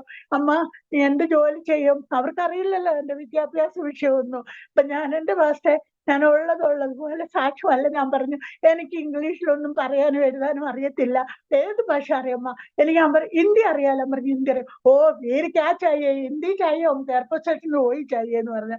അമ്മ ക്യാ കാം കറിയാന്ന് ചോദിച്ചു. പറഞ്ഞു, എഴുതാനും വായിച്ചൊന്നും എനിക്ക് അറിയത്തില്ല, എന്ത് ജോലി ചെയ്താലും ഞാൻ ചെയ്യാന്ന് പറഞ്ഞു. അങ്ങനെ പക്ഷേ അന്ന് ലസ്കർ എന്ന് പറയുന്ന മെസന്തർ എന്ന് പറയുന്നവരെ ആണുങ്ങളെ ഉള്ളൂ, പെണ്ണുങ്ങൾ ആരും എയർപോർട്ട് സ്റ്റേഷനിൽ ഇല്ല. ഞാൻ ചെന്നപ്പോ ഞാൻ മാത്രമേ ഉള്ളൂ. 2084 ഡിസംബറിലെ കാര്യഭാഷ പറയുന്നത്. മെയ് ജൂൺ മാസം എല്ലാ അച്ഛനുണ്ടായാലും സുഖമില്ലാതെ കിടക്കുമായിരുന്നല്ലോ. അന്നപ്പോ അവര് എല്ലാവരും കൂടെ കൂടിയിരുന്ന് മേലധികാരികൾ ആലോചിച്ചു, അമ്മ ഓഫീസറിന്റെ റൂം മേശ ക്ലീൻ ചെയ്യും, ഞങ്ങൾക്ക് വെള്ളം വെക്കണം, കോഫി ചായ വേണം, അവിടെ വേറെ ആളുണ്ട് അമ്മയെ സഹായിക്കാന്, അങ്ങനെയൊക്കെയുള്ള ജോലി ചെയ്യുമോ എന്ന് ചോദിച്ചു. ചിലപ്പോൾ ഞങ്ങൾ വരുമ്പോൾ ആരുമില്ലെങ്കിൽ ബ്രീഫ് കേസ് എടുക്കണം, വണ്ടിയിൽ നിന്ന് ഇറങ്ങും, ഞാനെല്ലാം ചെയ്യാമെന്ന് പറഞ്ഞു. അങ്ങനെ പാസ്റ്റേ 2-3 ദിവസം അവരെനിക്ക് ട്രെയിനിങ് തന്നു. ഫയലൊക്കെ എടുക്കുന്നത്, ഇന്നുമായിട്ട് പെൻഡിങ്, ഞാനെല്ലാം പഠിച്ചു പാസ്റ്റേ. ഒന്നും അറിയാത്ത ഞാനല്ല പാസ്റ്റേ, എന്നെ വിളിച്ചവൻ, എന്നെ അന്ന് സൗഖ്യമാക്കിയവൻ എൻ ഗോപാൽ നല്ല എന്റെ യേശുവായിരുന്നു. പിന്നെ എനിക്ക് മനസ്സിലായി, എന്റെ സാഹചര്യം പറയുന്നതേ ഉള്ളൂ പാസ്റ്റേ. അങ്ങനെ എനിക്ക് അവിടെ ഡിസംബർ 4-ാം തീയതി അപ്പോയിന്റ്മെന്റ് ഓർഡർ കിട്ടി. ഞാൻ ജോലിക്ക് പോകും, ആരെങ്കിലും പോകുമ്പോൾ സ്കൂട്ടറിൽ പോകുമ്പോ എനിക്ക് അത്ര ദൂരം നടക്കാൻ, എന്നെ വെച്ചോണ്ട് പോകും. അല്ലെ സാറുമാർ പറയും, നിങ്ങൾ അവിടെ നിന്നല്ലേ വരുന്നത്, വിജയമ്മ വരുമ്പോ അല്ലെ കൂടി ഇങ്ങോട്ട് പിക്കപ്പ് ചെയ്യണമെന്ന് പറയും. 7:30 മണിക്ക് ഓഫീസിൽ ഇരിക്കണം പക്ഷേ. അങ്ങനെ ഇരുന്നപ്പോ നമ്മുടെ വീട്ടില് ഞാൻ ജോലിക്ക് പോകാൻ തുടങ്ങിയല്ലോ, പാലില്ല. ഇവരെ ഇരുന്ന ദിവസമൊക്കെ കടിഞ്ചായ ഒക്കെ ഇട്ടാ കുടിച്ചോണ്ടിരുന്നത്. ഇല്ല ലങ്കറിൽ നിന്ന് അവര് ചായ കൊണ്ടുവരും, മധുരം. അവർക്ക് അതൊന്നും പിന്നെ എനിക്ക് സുഖമായപ്പോ പറഞ്ഞു, ഇനി ഒന്നും കൊണ്ടുവരരുത്, ഭക്ഷണം ഞങ്ങൾ ഉണ്ടാക്കിക്കോളാം എന്ന് പറഞ്ഞു. ലങ്കർ എന്ന് പറഞ്ഞപ്പോ മനസ്സിലായല്ലോ പക്ഷേ ലൈനിങ് എയർപോർട്ടുകാർക്ക് ഭക്ഷണം ഉണ്ടാക്കുന്ന മിലിറ്ററിക്കാർക്ക് അവിടുന്ന്. അതെല്ലാം സ്റ്റോപ്പ് ചെയ്തു. ഞങ്ങള് അങ്ങനെ ഇരിക്കെ എനിക്ക് പാല് വാങ്ങാൻ പോണം പക്ഷേ. പാല് വാങ്ങാൻ അടുത്ത വീട്ടിലൊരു സർദാര, ഞങ്ങളുടെ വീടിന് കുറച്ചങ്ങോട്ട് പോകണം. അപ്പൊ ഈ വെളുപ്പിന് 5:30 മണിക്ക് പോകണം, 7 മണിക്കെല്ലാം ജോലിക്ക് പോകണം, കുഞ്ഞുങ്ങൾക്ക് സ്കൂളിൽ പോകണം, രാത്രി വെളുപ്പം എണ്ണീറ്റ് എന്തെങ്കിലുമൊക്കെ ഉണ്ടാക്കുന്നത്. ഇപ്പൊ പാല് വാങ്ങാൻ ഞാൻ ലോട്ടായി എടുത്തിട്ട് ഞാൻ ഇറങ്ങി അവിടെ ഇവിടെ ഇങ്ങനെ നോക്കുമ്പോ ഇരുട്ടുണ്ട്, പട്ടികളുണ്ട്, ഇരുട്ടുണ്ട്, ഭയമാ, വെളിയിൽ ഇറങ്ങാൻ പേടി. ഞാൻ അങ്ങനെ പോകുമ്പോ പക്ഷേ ഞാൻ വെറുതെ ഇങ്ങനെ മേളോട്ട് നോക്കുമ്പോ വലിയൊരു കൈപ്പത്തി, വലിയ കൈപ്പത്തി. അത് അവിടുന്ന് എത്ര നീളമുള്ള കൈപ്പത്തി ഉണ്ടെന്നൊന്നും അറിയില്ല പക്ഷേ ആ കൈയുടെ സെന്ററിൽ നിന്ന് ഇങ്ങനെ ഞാൻ നടത്ത് ബ്ലഡ് ഇങ്ങനെ വീഴുന്നത് പോലെ. ഞാൻ പോകുമ്പോ എന്റെ കൂടെ വരുവാ. നമ്മൾ പകലാണെ പറയാ ചന്ദ്രനും സൂര്യനൊക്കെ ഇങ്ങനെ വരുന്നു, അത് നിൽക്കുന്നു, പോകുന്നു. അന്ന് ആ വെളുപ്പാൻ കാലത്ത് എന്റെ കൂടെ ഇങ്ങനെ വരുവാ. വന്ന് ഞാൻ ആ സർദാറിന്റെ വീട്ടിൽ അവിടെ നിൽക്കുമ്പോ അത് അവിടെ നിൽക്കുവോ. എന്നിട്ട് പാല് വാങ്ങിച്ചോണ്ട് വരുമ്പോ വീടിന്റെ ഗേറ്റ് തുറന്നിട്ട് ഞാൻ അകത്ത് കയറുമ്പോ പിന്നെ അത് കണ്ടില്ല. പിറ്റേന്ന് ഞാൻ ഓർക്കുക, എന്റെ ഇന്നൊന്ന് നോക്കാം. മക്കളോട് ഇതൊക്കെ ഇതെല്ലാം പറയുന്നുണ്ട്, അല്ലാതെ ആരോടും മിണ്ടാനാ. അത് കഴിഞ്ഞ് പിറ്റേന്ന് പോകുമ്പോ ഇല്ല പക്ഷേ എന്റെ കൂടെ ഒന്നുമില്ല, കൈപ്പത്തി വന്നില്ല, ഒന്നുമില്ല. അന്ന് എനിക്ക് ഉറപ്പായി ആ കൈപ്പത്തി എന്നോട് കൂടെ ഇന്നും ഇപ്പോഴും ഉണ്ട്. എന്റെ കൂടെ യേശുവിന്റെ കയ്യാന്ന് ഞാൻ അന്ന് അറിഞ്ഞില്ല, ഇന്ന് ഞാൻ അറിഞ്ഞു. ഇപ്പോഴേ ഞാൻ പിന്നെല്ലാം അറിഞ്ഞു. പക്ഷേ അങ്ങനെ ഇരിക്കെ ഇവരെല്ലാരും കൂടെ ആലോചിച്ചു, ഇനി വിജയമ്മ കുഞ്ഞുങ്ങളെ നമുക്ക് ചർച്ച കൊണ്ടുപോകണം. എന്റെ സഹോദരന്മാരെല്ലാം വന്ന്, എന്റെ P G Thomas pastor pastor പുള്ളിക്കാരനാണ് അവിടുത്തെ ബ്രദറും സിസ്റ്ററും കൂടെ സ്കൂട്ടറിൽ വന്നിട്ട് എയർപോർട്ടിന്റെ അവിടെ കോട്ടയത്ത് സിസ്റ്റിനെ അവിടെ നിർത്തിയിട്ട് ഭാരതിനഗർ സ്കൂട്ടറും കൊണ്ടുവന്ന് ഞങ്ങളെ ഒരുക്കി ബസ്സിനകത്ത് എയർപോർട്ട് വരെ നടന്ന് സ്കൂട്ടർ പതുക്കെ വിട്ടിട്ട് അവിടുന്ന് ഞങ്ങളെ ബസ് കയറ്റിയിട്ട് ഗംഗനല്ലിയിൽ ഇറങ്ങണം പറഞ്ഞിട്ട് അവർ രണ്ടുപേരും സ്കൂട്ടറിൽ അങ്ങ് വരും. അങ്ങനെ ആ ഗംഗനല്ലി ഇറങ്ങിയിട്ട് ഞങ്ങളെ ചർച്ചിൽ കൊണ്ടുപോകും. അത് ഒരു ദിവസം ചെയ്താൽ മതി, പിറ്റേന്ന് മനസ്സിലാക്കി തന്നു തിരിച്ചു വരാനും പോവാനും. അങ്ങനെ ഞങ്ങളെ ചർച്ചിൽ കൊണ്ടുപോയി ഏരിയ പ്രയറിനെല്ലാം പി ജി തോമസ് പാസ്റ്റർ ഞങ്ങളെ കൊണ്ടുപോയി ഞങ്ങളെ വിടുന്നതല്ല. അത് കഴിഞ്ഞിട്ട് ചർച്ചിൽ പോയി. പിറ്റേന്നും അതുപോലെ അന്ന് തന്നെ പിറ്റേന്ന് ഞങ്ങളെ വീട് വരെ കൊണ്ടുവിട്ടു തോമസ് പാസ്റ്ററും കുടുംബം.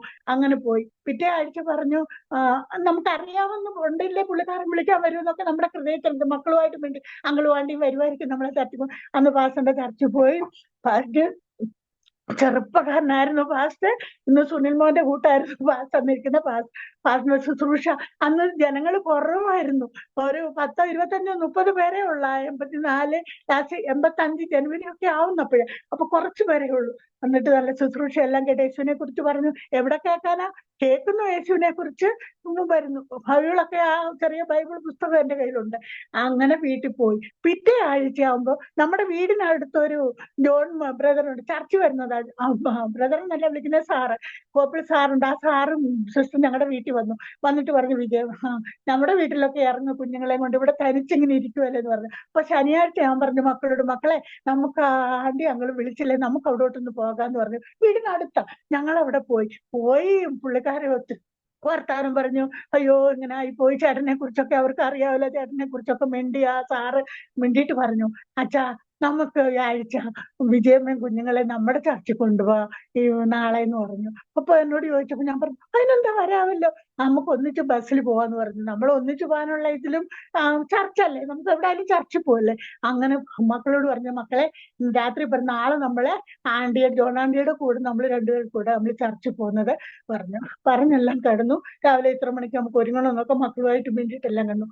രാത്രി ആയപ്പോ എന്റെ പാസ്റ്റേ ഞാനൊരു ശബ്ദം കേൾക്കുക. എന്റെ അരികിൽ വന്നിട്ട് പറയാ, കഴിഞ്ഞ ആഴ്ച എവിടോട്ട് പോയി അവിടോട്ട് മക്കളെയും കൂട്ടിക്കൊണ്ട് പോകണമെന്ന്. പാസ്റ്റേ എനിക്ക് എത്ര പറഞ്ഞാലും മതി വരില്ല. ആരാ അത് എന്നെ ഇത്ര കരുതാൻ? ആരാ? ഞാൻ ഇപ്പോഴും ചോദിക്കുവാ. എന്റെ അടുത്ത് വന്ന് പറയാ, കഴിഞ്ഞ ആഴ്ച നീ അങ്ങോട്ട് പോയി അങ്ങോട്ട് മക്കളെ കൂട്ടിക്കൊണ്ട് പൊക്കോളൂന്ന്. എന്റെ പൊന്നപ്പ, ഞാൻ വെളുപ്പിനെ എഴുന്നേറ്റു. ഞാൻ കുഞ്ഞുങ്ങളോട് പറഞ്ഞു, മൂത്ത മക്കളോട് പറഞ്ഞു, മക്കളെ ഞാൻ ആന്റിയുടെ വീട് വരെ ഒന്ന് പോയിട്ട് വരട്ടെ. എന്താ അമ്മ, ഞാൻ ഇങ്ങനെ ഒരു ശബ്ദം കേട്ടു മക്കളെ, ഞാനിങ്ങനെ ഒരു ശബ്ദം കേട്ടു മക്കളെ, ഞാൻ ആന്റിയോട് പോയി പറഞ്ഞിട്ട് വരട്ടുന്നത്. ഞാൻ അവിടുന്ന് ഓടുമായിരുന്നു പാസ്റ്റേ. ഞാൻ പൊട്ടെന്ന് പോയി കഥവ് തട്ടി ആ സഹോദരി പറഞ്ഞു, അച്ഛാ അവര് പ്രാർത്ഥന നടക്കുവാ, വെളുപ്പിന് അവരുടെ വീട്ടിൽ പാട്ട് പാടി പ്രാർത്ഥന നടക്കുവാ. അച്ഛാ വിജയമ്മയുടെ സൗണ്ട് ആണല്ലോ എന്ന് പറഞ്ഞു. കഥവ് തുറന്നു. ഞാൻ പറഞ്ഞു, ചേച്ചി ഞാൻ വരത്തില്ല, ഞാൻ ഒരു ശബ്ദം കേട്ടു. അതോ വിദ്യാഭ്യാസം ഇല്ലെങ്കിലും ഒന്നുമില്ലല്ലോ, ഞാൻ അനുസരണിക്കുന്ന ഒരു സ്ത്രീയായിരുന്നു പാസ്റ്റേ. ഞാൻ ആ ശബ്ദത്തിന് കീഴ്പ്പെട്ടു. ഒരിക്കലും ഇനി ആരുടെ കൂടെ പോകത്തില്ല. കഴിഞ്ഞ ആഴ്ച അവിടെ പോയി, അവിടെ തന്നെ എന്റെ മക്കളെ കൊണ്ട് പോകും. അന്ന് എനിക്ക് ചർച്ചിൽ പോകുന്ന കാര്യമൊന്നും അത്ര ശ്രദ്ധയില്ലായിരുന്നു. ഒരാഴ്ചയിലേ പോലും. അന്ന് മക്കളോട് പറഞ്ഞു, മക്കളെ സമയമാകുമ്പോൾ നമുക്ക് ഒരുങ്ങാം, നമ്മളിങ്ങനെ പോയി എയർപോർട്ടിൽ പോയിട്ട് അവിടെ ഇറങ്ങുന്ന ബസ്സിൽ കയറി നമുക്ക് പോകാമല്ലോ എയർപോർട്ടിനോട് തന്നെ. അങ്ങനെ ആ കറക്റ്റ് സമയത്താം ആ സിസ്റ്റർ പറഞ്ഞു, ഞങ്ങൾക്ക് പോലും ഇത് അനുഭവമില്ലേ എന്റെ സിസ്റ്റർ, എന്റെ വിജയമ്മ ഇത് കേട്ടല്ലോ, സൗഖ്യമായല്ലോ, ഇതെല്ലാം യേശോപ്പൻ ചെയ്യുന്നതാണെന്ന് പറഞ്ഞു. ഞാനതൊന്നും അത്ര ഇത് എടുത്തില്ല കേട്ടോ. എന്റെ അറിവില്ലായ്മ എന്റെ കർത്താവിന് അറിയായിരുന്നു. അങ്ങനെ പക്ഷെ ഞങ്ങൾ ഒരുങ്ങുമ്പോണ്ട് പി ജി തോമസ് പാസ്റ്റർ സ്കൂട്ടറും കൊണ്ട് 9 മണിക്ക് അവിടെ വന്നു. നമ്മളെ ചർച്ചിൽ കൊണ്ടുപോകാൻ സിസ്റ്റർ ബസ് സ്റ്റാൻഡിൽ നിർത്തിയിട്ട് ഞങ്ങൾ പോയി. ഞാനിങ്ങനെ പറഞ്ഞു, ബദറെ നിന്നല്ല വിളിക്കുന്നത് സാറേ, ഇങ്ങനെ കേട്ടു. കോപ്പിൾ സാർ എയർപോർട്ടിലെ സാറായിരുന്നു. ഇങ്ങനെ കേട്ടെന്ന് പറഞ്ഞു. ഓ പ്രൈസ് ലോർഡ് എന്ന് പറഞ്ഞു. ഞങ്ങൾ അന്ന് മുതൽ പാസ്റ്റേ ഈ പി ജി തോമസ് പാസ്റ്റർ ബ്രദറായിരുന്നു. പിന്നെ ആ ചർച്ച് വിട്ടിട്ട് അവരുടെ വീടിനടുത്ത് ഇവിടെ തന്നെ കേട്ടോ, അവരുടെ അടുത്ത് തന്നെ ചർച്ച് പണിച്ചവിടെ നടക്കുക. ഞാൻ പോയിട്ടില്ല പാസ്റ്റേ, പോയിട്ടില്ല. കാരണം അന്ന് എന്റെ അബ്രഹാം പറഞ്ഞു, എങ്ങോട്ട് നീ പോയി അങ്ങോട്ട് തന്നെ എന്റെ മക്കളെ കൂട്ടിക്കൊണ്ടു പോകാൻ പറഞ്ഞു. അങ്ങനെ ഞങ്ങൾ ചർച്ച് മുടങ്ങാതെ പോയിക്കൊണ്ടിരുന്നു പാസ്റ്റേ. അങ്ങനെയാണ് എന്റെ ജീവിതം. അത് കഴിഞ്ഞ് പക്ഷേ കുഞ്ഞുങ്ങളെല്ലാം പ്രായമായി. മൂത്ത കുഞ്ഞ് പഠിച്ച് അവളെ 12th അവള് ടൈപ്പിസ്റ്റ് ഉണ്ടായിരുന്നപ്പോ പഠിക്കാൻ പോയി. രണ്ടാമത്തെ മോക്ക് ആഗ്രഹം നേഴ്സിംഗ് പഠിക്കണമെന്ന്. അവളെ HL ഹോസ്പിറ്റലിൽ അവിടെ നേഴ്സിങ്ങിന് വിട്ടു. അപ്പൊ ഈ മൂത്ത മോളെ ഒരു ജോലി ഉണ്ടെങ്കിൽ നല്ലതാണല്ലോ ജീവിച്ചു പോകാനെന്നുള്ള ഇതില് മൂത്ത മോക്ക് ഒരു ജോലി ആവശ്യമെന്ന് വിചാരിച്ച് ഞങ്ങളുടെ എയർപോർട്ടിൽ തന്നെ ജോലിയുള്ള ഒരു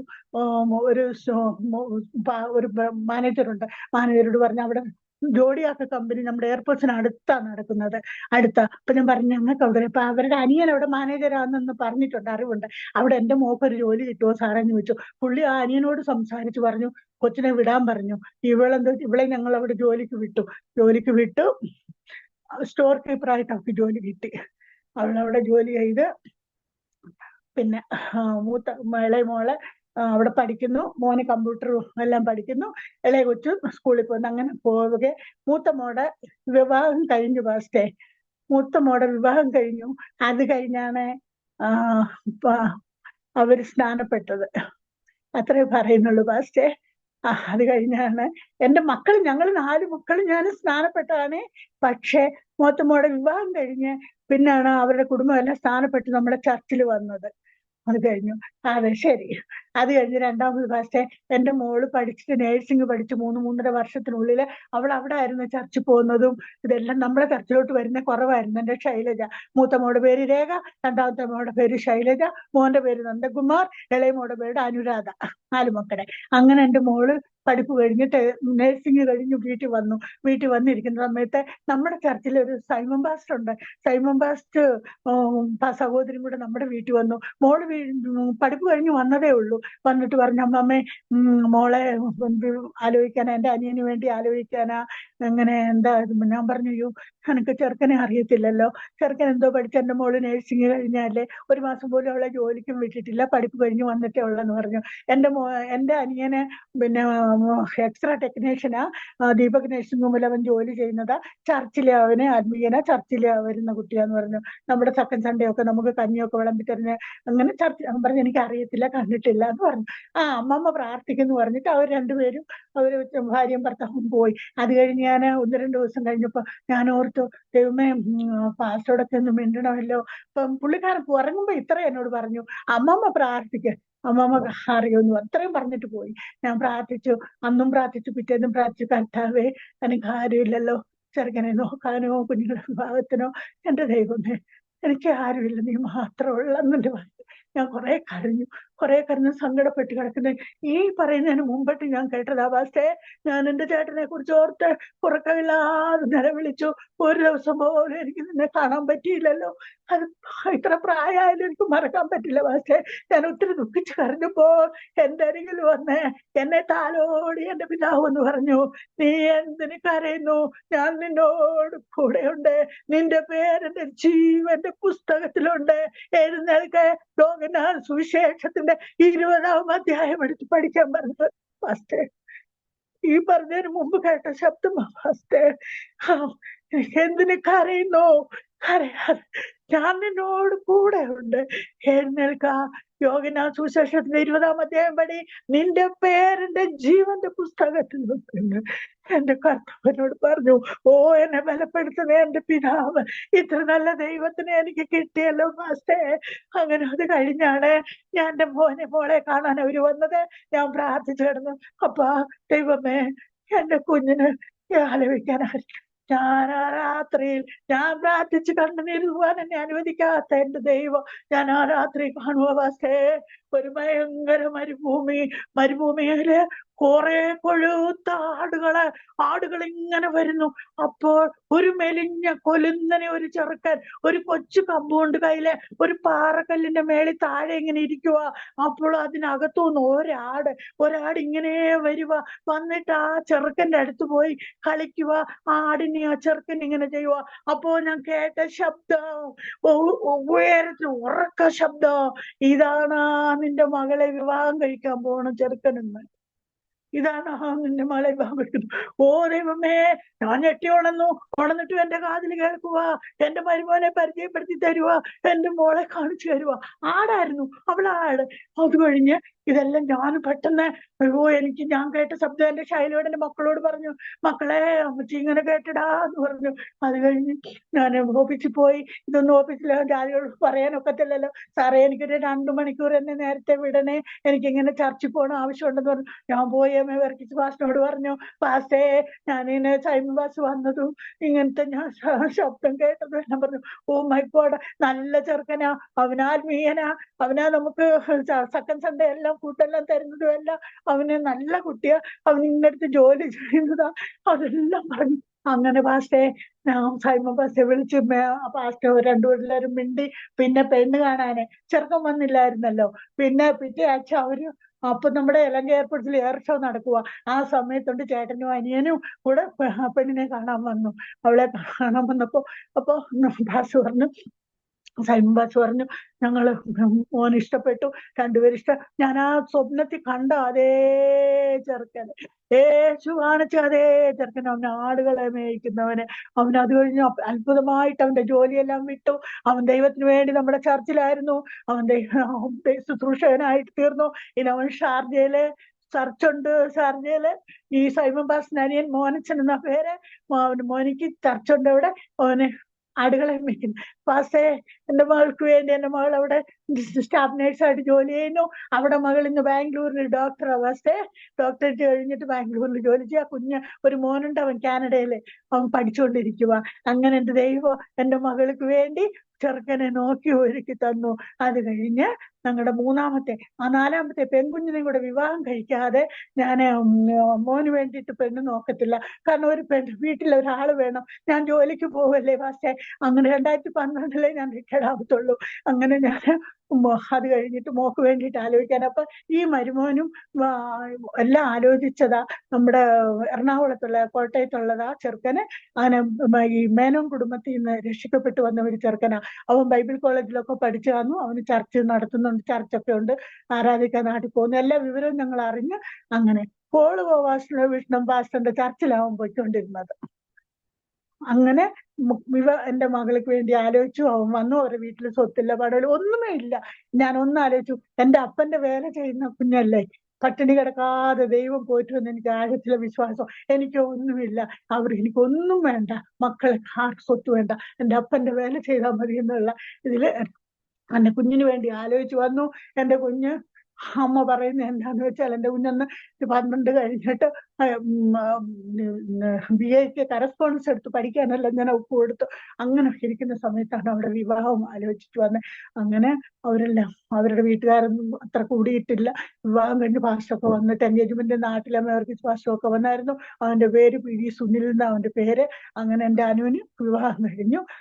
പോള് പാസ്റ്റർ ചർച്ചിലാണ് മക്കൾ കൂടിക്കൊണ്ടിരുന്നത് തിരുവല്ലയില്. അങ്ങനെ അത് കഴിഞ്ഞപ്പോ ഞങ്ങളും എന്റെ നന്ദുമോനും കൂടെ അവിടെ പോയിട്ടുള്ളപ്പോ പാസ് കണ്ടിട്ടുണ്ട് ഞങ്ങളെ. അന്നേരം സുനിലിനോട് പറഞ്ഞു, എന്റെ നന്ദുമോന് വേണ്ടി ആലോചിക്കാൻ, അവരുടെ പാസ്റ്ററിന്റെ ജ്യേഷ്ഠന്റെ മോക്ക് വേണ്ടി ആലോചിക്കാനൊക്കെ ആഗ്രഹം ചോദിച്ചു. അങ്ങനെ ഞങ്ങൾക്കും ഇഷ്ടമായി. കുമിളിയിൽ അവർ താമസിക്കുന്ന എന്റെ മോന്റെ പെണ്ണിന്റെ കുടുംബം. അങ്ങനെ അവര് ചേട്ടനും മോളും കൂടെ അവിടെ വന്ന് പെണ്ണ് കാണാൻ ഞങ്ങൾ എല്ലാവരും പോയി. ഞങ്ങൾക്ക് ഇഷ്ടപ്പെട്ടു. അങ്ങനെ എന്റെ മോടെ കല്യാണം കഴിഞ്ഞ് അതിനുശേഷം 23 വർഷം കഴിഞ്ഞു. എന്റെ മോന് പോള് പാസ്റ്ററിന്റെ ചേട്ടന്റെ മോളെ കല്യാണം കഴിച്ച് ഞങ്ങൾ കുടുംബമായിട്ടൂടെ താമസിക്കുന്ന പാസ്റ്റേ. അത് കഴിഞ്ഞ് മക്കളുടെ വിവാഹക്കാര്യം പറഞ്ഞല്ലോ. അത് കഴിഞ്ഞ് എന്റെ പറയട്ട് പാസ്റ്റേ, ഞങ്ങൾ എന്നോട് താമസിക്കുന്ന സമയത്ത് ഞാന് കരയാനോ കണ്ണു തൂകാനോ ഒന്നും ദൈവം പെടുത്തില്ല. അതിനു മുമ്പിട്ട് പാസ്റ്റേ വിട്ടുപോയി ക്ഷമിക്കണമേ, അത് പാസ്റ്റേ നേരായിട്ട് അത് ചെയ്താൽ മതി. എന്റെ മോന് കണ്ണിന്റെ കാഴ്ചയുടെ പറഞ്ഞല്ലോ. എന്റെ മോൻ ഞങ്ങൾ വന്ന് ഹോസ്പിറ്റലൊന്നും കൊണ്ടുപോകാൻ ആരുമില്ലല്ലോ. ഞങ്ങൾ പ്രാർത്ഥിച്ചു. ഞാൻ മിടുക്കിയായി രോഗസൗഖ്യമായപ്പോഴത്തേക്ക് ഞാൻ എന്തോ ചെയ്തു, എന്റെ ചേട്ടന്റെ ഒരു ചെറിയ ഫോട്ടോ ഉണ്ട്, ഒരു ചേട്ടന്റെ ഫോട്ടോ ഒക്കെ വലുതാക്കി ഒരു ബൾബൊക്കെ വാങ്ങിച്ച് വീട്ടിൽ കൊണ്ടുവന്ന് ഭാരതിനാറ് വീട്ടിലൊക്കെ ഞാൻ ജോലിക്ക് പോയിക്കൊണ്ടിരിക്കുന്ന സമയത്ത് പാസ്റ്റേ ആദ്യം അതെല്ലാം ഇട്ട് ബൾബൊക്കെ ഇട്ട് കത്തിച്ച് ഞങ്ങൾ അതിന് വലുതാക്കിയപ്പോ പാസ്റ്റർ വരുമായിരുന്നു വീട്ടിൽ പ്രാർത്ഥിക്കാൻ. പാസ്റ്റർ വന്ന് പറഞ്ഞു, ഇത് ഒരിക്കലും ഫോട്ടോ വെച്ച് പ്രാർത്ഥിക്കരുത്, നമുക്ക് ബിംബാരാധന നല്ലതെന്ന് മനസ്സിലാക്കി തന്നു. മോന്റെ കണ്ണിന്റെ വിഷയം പ്രാർത്ഥിക്കാനായിട്ടാ പാസ്റ്റർ വന്നത്. പാസ്റ്റർ വീട്ടിൽ പ്രാർത്ഥിച്ചു. എന്റെ കുഞ്ഞിന് പിന്നെ പറഞ്ഞ് ചർച്ചിൽ കൊണ്ടുപോയി പ്രാർത്ഥിച്ചു. അവന് ബൈബിളൊക്കെ കൊടുത്തു വായിക്കാന്. അവൻ നല്ല വായിച്ചു. ഒരു ഡോക്ടറെയും കാണിച്ചില്ല. ഞങ്ങളുടെ വർഗീസ് പാസ്റ്റർ പ്രാർത്ഥിച്ചെന്റെ കുഞ്ഞിന് സൗഖ്യമായി പാസ്റ്റേ. അങ്ങനെ ഞാൻ ചേട്ടന്റെ ഫോട്ടോ എല്ലാം എടുത്ത് ഇപ്പോഴും അതൊരു പെട്ടിക്കകത്ത് എവിടെയോ കിടപ്പുണ്ട്. പൂജ ചെയ്യത്തില്ല, അരുതാത്തതാണെന്ന് അറിഞ്ഞതിന് ശേഷം അതും ചെയ്തിട്ടില്ല പാസ്റ്റേ. അങ്ങനെ ഇരിക്കെ ഞാൻ ഓഫീസിൽ പോകുമ്പോ ഞാൻ അത് മുന്നേ പറയേണ്ടുന്നതായിരുന്നു പാസ്റ്റേ. ഞാൻ എങ്ങനെ അവിടെ ഞങ്ങൾക്ക് എന്നെ വേറൊരു സെക്ഷനിലോട്ട് മാറ്റി. ഇപ്പൊ CNO സെക്ഷനിലാണ് മാറ്റിയത്.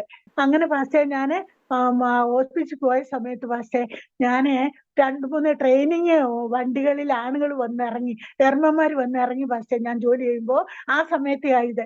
അപ്പോ ഞാൻ ഒരാളെ കണ്ടപ്പോ എനിക്ക് എപ്പോഴും ആ മനുഷ്യനെ കുറിച്ച് മനസ്സിൽ ചിന്ത, ആ ചെറുക്കനെ കുറിച്ച്, ഇതെന്റെ ചേട്ടനാണോ, എന്റെ ചേട്ടനെ പോലുണ്ടല്ലോ, എന്റെ ചേട്ടനാണോ അതെന്ന്. അപ്പോഴെല്ലാം ഞാനത് പോളുവാലാശം ചാർച്ചിൽ, നമ്മുടെ ചർച്ചിലല്ലോ പറഞ്ഞ സാക്ഷ്യം. ഞാൻ എപ്പോഴും അത് ഓർക്കുക, അയ്യോ ഇതാരാ, എന്റെ ചേട്ടനാണോ. കിടപ്പിലും ഇരിപ്പിലും ഉറക്കത്തിലും ഒരാഴ്ചക്കുള്ളിൽ അത് തന്നെ മനസ്സിനകത്ത് ചിന്ത. അത് കയറി ജോലിക്ക് പോകാൻ സന്തോഷം, പിന്നെയും നേരം വെളുക്കാൻ സന്തോഷം പോകാൻ വേണ്ടിയിട്ട് ആ യുവാവിനെ കാണാൻ. അവൻ ട്രെയിനിങ്ങിന് വന്ന ജലാലിന്ന് അവര് പൈലറ്റുമാരാ. ഞാൻ ആ പുള്ളിക്കാരനെ ഇങ്ങനെ നോക്കി. ഞാൻ ഒരു ദിവസം മധ്യാഹ്നം ഞാൻ ഇത് ചിന്തിച്ചു തന്നെ ഭക്ഷണം കഴിച്ചു. ഞാൻ ഉച്ചയ്ക്ക് കിടക്കുമ്പോൾ ഞാനൊരു ശബ്ദം കേൾക്കുന്നു. ഞാൻ കാണുന്ന കാഴ്ച, ആ ഓഫീസിന്റെ മുറ്റത്തെ 4 സൈഡും യൂറിൻ പാസ് ചെയ്തത് അത് ഇത് ഇങ്ങനെ കിടക്കുക ഞാൻ കാണുക. പക്ഷെ പകല് ഉച്ച സമയത്ത് ഞാൻ വീട്ടിൽ വന്ന് കാണുക. എന്നിട്ട് ഒരു വലിയൊരു ഡസ്റ്റ്ബിൻ, ഞങ്ങൾ പേപ്പറൊക്കെ കൊണ്ടിടുന്ന ഡസ്റ്റ്ബിൻ അവിടെ ഇരിക്കുക. എന്നിട്ട് ഞാൻ എൻ്റെ സാരി ഇങ്ങനെ പൊക്കി പിടിച്ചിട്ട്, എവിടെ അഴുക്കാവാതെ പൊക്കി പിടിച്ച ആ ഡസ്റ്റ്ബിന്നിനകത്ത് കുനിഞ്ഞിങ്ങനെ എന്തോ എടുക്കാൻ ഞാനിങ്ങനെ നോക്കുമ്പോൾ ഞാൻ കേട്ട ശബ്ദം, വിജയമ്മേ നീ എവിടെ പോയി. 2-3 പ്രാവശ്യം ഞാൻ കേൾക്കത്തപ്പോലെ ഞാൻ ഞെട്ടി ഉണർന്നു. ഞാൻ പറഞ്ഞു, ദൈവമേ ഞാൻ എങ്ങും പോയില്ല. അപ്പൊ എനിക്ക് മനസ്സിലായി പാസ്റ്റേ, ഞാൻ പാപം ചെയ്യുന്നു. പാപം എന്റെ ഹൃദയത്തിനുള്ളിൽ വന്നു. ഞാൻ ആ ഡസ്റ്റ്ബിൻ പാപത്തിന്റെ അതല്ലോ എനിക്ക് ബോധം തന്നു. ഞാൻ അന്ന് മുതൽ പാസ്റ്റേ ഞാൻ പുതിയ ഞാൻ ഒരിക്കലും ചിന്തിച്ചിട്ടില്ല. പിന്നെ എനിക്ക് അതെല്ലാം ഞാൻ മറന്നുപോയി. ദൈവം എന്റെ ഹൃദയത്തിൽ നിന്ന് അതെല്ലാം എടുത്ത് മാറ്റിക്കളഞ്ഞു. അങ്ങനെ എന്റെ കുഞ്ഞിന് സൗഖ്യം വന്നത് ആദ്യം പറയേണ്ട സാക്ഷിയായിരുന്നു ഇത്. പിന്നായിപ്പോയി പാസ്റ്റേ. മക്കളുടെ കാര്യമെല്ലാം കഴിഞ്ഞു. അത് കഴിഞ്ഞ് മക്കളുടെ എല്ലാവരും വിവാഹം കഴിഞ്ഞു. രാത്രിയുടെ യാമത്തില് ദൈവം എന്നോട് ഇടപെടുന്ന കാര്യങ്ങൾ വളരെയാ പാസ്റ്റേ. ഒരു ദിവസവും ഞാനിങ്ങനെ എപ്പോഴും സങ്കട ദുഃഖത്തില. എല്ലാം തന്നെങ്കിലും എല്ലാം ഉണ്ടെങ്കിലും എന്റെ പൊന്നിനെ എനിക്ക് ഒരിക്കലും മറക്കാൻ കഴിയത്തില്ല. കാരണം ഞങ്ങൾ മിലിറ്ററിയിലാണേലും പുള്ളിക്കാരൻ കൂടെ പോകുന്നു, വരുന്നു, ഇരിക്കുന്നു, കൂടെ താമസിച്ചിട്ടില്ല. അങ്ങനെ താമസിക്കാൻ ആ വീടെടുത്തിട്ട് ഞങ്ങൾ സന്തോഷമായിരിക്കാൻ വന്നതാ. നല്ല ഭർത്താവ്, എല്ലാം കൊണ്ടും നല്ലവനായിരുന്നു. അങ്ങനെ ചിന്തിച്ചു കിടന്നപ്പോ ഞാൻ ഇങ്ങനെ എല്ലാം മനോദുഃഖത്തിൽ ഇരിക്കുമ്പോൾ ഒരു ദിവസം ഞാൻ കാണുക പാസ്റ്റേ, വലിയ ജലപ്രളയം. പ്രളയത്തിനകത്ത് എനിക്കൊന്നും പറയാൻ വയ്യ. അങ്ങനത്തെ കണ്ടിട്ടില്ല. ചെങ്കടൽ എന്ന് വേണോ എന്തോ പറയണം, എനിക്ക് അന്നൊന്നും അറിയില്ല. അതിനകത്ത് ഞാൻ എപ്പോ ദർശനം കണ്ടാലും സ്വപ്നം കണ്ടാലും വെള്ള വസ്ത്രമാണ് ധരിച്ചിരിക്കുന്നത്. പക്ഷെ നല്ല വസ്ത്രം ധരിച്ച് ഞാൻ ഇക്കരെ നിൽക്കുവോ. അപ്പൊ എന്റെ ആത്മാവിനകത്ത് എനിക്ക് അക്കരെ പോകണം എന്നുള്ള വിചാരത്തിൽ ഇങ്ങനെ നിൽക്കുമ്പോൾ ഞാൻ കാണുക പക്ഷേ ഈ റോക്കറ്റ് ഇല്ലേ, പക്ഷെ റോക്കറ്റ് മാരിയ വെള്ളത്തിൽ ഇങ്ങനെ ഇട്ടിട്ട് യോർദാൻ 2 ഞാൻ അതിൽ കൂടി സെന്ററിൽ കൂടെ അക്കരെ എത്താൻ എത്ര സമയം എടുത്തു. എന്നിട്ട് ആ 2 വശത്തും ആളുകൾ ഇങ്ങനെ വെള്ളം കുടിച്ച് ആണുങ്ങൾ ശ്വാസം മുട്ടി ഇങ്ങനെ കിടന്ന് പൊങ്ങിയും താണും ഇങ്ങനെ കിടക്കുക. ജനങ്ങള് ഞാൻ അക്കരെ എത്തി. ആ റോക്കറ്റ് എനിക്ക് എന്നൊരു സൗണ്ട് വന്നു. ഞാൻ അക്കരെ പോയപ്പോ എന്റെ പാസ്റ്റേ ഞാൻ കാണുന്നത് അവിടെ ഇവിടങ്ങളിൽ ഫ്രൂട്ടുകളാണോ മരങ്ങളാണോ ചെറിയ ഇങ്ങനുണ്ട്. പക്ഷെ അവിടെ മനുഷ്യരുണ്ട്, ആണുങ്ങളെ മരത്തിന്റെ തോലുടുത്തവരാ. അവര് വിറക് ഇങ്ങനെ കൂട്ടി വെച്ചിട്ട് ഇങ്ങനെ കത്തിക്കുക. അവിടെ ഇവിടങ്ങളിലെല്ലാം നെരുപ്പ് കത്തുന്നു അതില്. പക്ഷെ വസ്ത്രം അണിഞ്ഞവരല്ല, തോലുടുത്തവരെ ആളുകളെ ഞാൻ കാണുമ്പോ, ഞാൻ എന്നിട്ടൊരു മാലാഖയെ പോലെ ഞാൻ അവിടെ എല്ലാം ചുറ്റിക്കണ്ടെല്ലാം തൃപ്തിയായപ്പോ ഞാൻ കണ്ണു തുറന്നു വാസേ. കണ്ണു തുറന്നപ്പോ ഞാൻ എവിടൊക്കെ പോയി, ഞാൻ എന്തെല്ലാം കണ്ടു, ഇതെല്ലാം ഇറക്കിയിരുന്നു വാസേ. ദൈവമേ, എത്ര പറഞ്ഞാലും മതി വരില്ലേ എൻ്റെ അപ്പനെ. അത് കഴിഞ്ഞു വാസേ, അതൊന്നും ഒരു സാക്ഷ്യം കഴിഞ്ഞല്ലോ, ഒന്നും മറന്നു പോകാതെ എന്റെ കർത്താവ് എനിക്ക് വെളിപ്പെടുത്തി തരണം. എന്റെ ദൈവം എനിക്ക് ചുറ്റ. ഒരു ദിവസം പക്ഷെ എനിക്ക് തീരെ സുഖമില്ല. എനിക്ക് തീരെ സുഖമില്ല എന്ന് പറഞ്ഞാൽ എനിക്ക് അങ്ങ് വയ്യാത്ത അവസ്ഥയിലായിപ്പോയി. ഞാൻ ഒരു ഓഫീസിൽ നിന്ന് ലീവ് എടുത്തിട്ട് വീട്ടിൽ കിടക്കുക. ഞാൻ വയ്യ ഞരങ്ങുക. എന്നാ എനിക്ക് മരിക്കാനും ഇഷ്ടമില്ല. എനിക്ക് ആദ്യമൊക്കെ ഓർത്തിട്ടുണ്ട്, ഇപ്പൊ പഴയ കാലത്ത് ഈ മക്കളെ നാലിനെയും കൊണ്ടുപോയി എവിടെങ്കിലും പോയി മരിക്കാവുന്ന. പക്ഷെ ഇടപെടാണ്ട് അവൻ ഇടപെട്ട് കഴിയുമ്പോഴത്തേക്ക് എങ്ങും വിടുന്നില്ല എന്നെ, എങ്ങും വിടുന്നില്ല. അങ്ങനെ ഒന്ന് ഞാൻ പനിച്ചു കിടക്കുക. കുഞ്ഞുങ്ങളെല്ലാം ഉറങ്ങി. രാത്രി ഞാൻ കാണുക പക്ഷേ, അന്ന് എന്റെ മോടെ രണ്ടാമത്തെ മോടെ എല്ലാം കല്യാണം കഴിഞ്ഞതിന് ശേഷമാ ഞാൻ കാണുക. ഞാൻ ഉറങ്ങുന്നതിന്റെ തലയുടെ അടുത്ത് രണ്ടുപേര് മെലിഞ്ഞിട്ടുള്ളതാ, രണ്ടുപേരിങ്ങനെ അവിടെ ഇരിക്കുവാണോ നിൽക്കുവാണോ. ഞാൻ കിടക്കുക അവിടെ നിന്നുകൊണ്ട്. എന്നോട് ഒരാൾ പറഞ്ഞു നമുക്ക് പോകാമെന്ന്. വാഗോണ്ട് പറയണില്ല, ഇങ്ങനെ കാണിച്ചു. അപ്പൊ ഞാന് ഇങ്ങനെ കാണിച്ചു.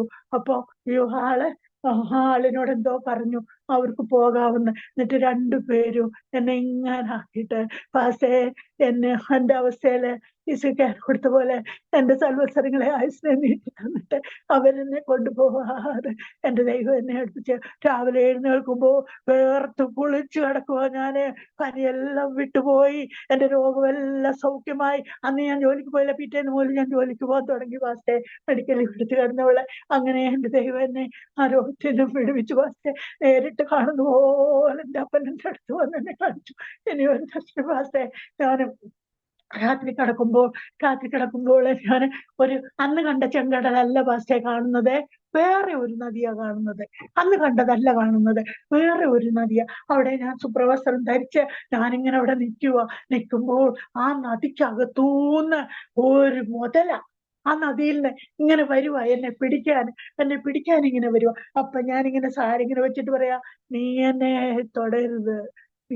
തൊടരുതെന്ന്. ഞാൻ ഇത്രയും പറയുന്നതും എന്റെ പാസ്റ്റേ, ഞാൻ പൊങ്ങി പൊങ്ങി പൊങ്ങി പൊങ്ങി എന്നെ ആരും ഉയർത്തി കൊണ്ടുപോകുന്ന അറിയത്തില്ല പാസ്റ്റേ.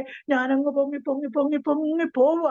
അപ്പൊ ഞാൻ പോകുന്ന വഴിക്ക് എനിക്കൊരു ക്ഷീണം മാതിരി, ഒരു ശരീരത്തിന് പറക്കാൻ വയ്യാത്ത, പൊങ്ങാൻ വയ്യാത്തൊരു വന്നപ്പോ എന്നെ ആരോ ഊതുന്നുണ്ട്. ഊതി ഞാൻ ആ ശക്തി പ്രാപിച്ചു. പൊങ്ങി അവിടെ ചെല്ലുമ്പോ ഒരു ചെമ്മരിന്റെ അവിടെ മെഴുകുപോലുണ്ട്. എന്നെ ആ ചെമ്മരിൽ ഇങ്ങനെ അടുപ്പിച്ചു. അത് മെഴുക, തടിയല്ല, ഇരുമ്പല്ല, ഒന്നുമല്ല. ഇപ്പോഴും എന്റെ ശരീരത്തിൽ എനിക്ക് ഓർമ്മ വരുന്നു.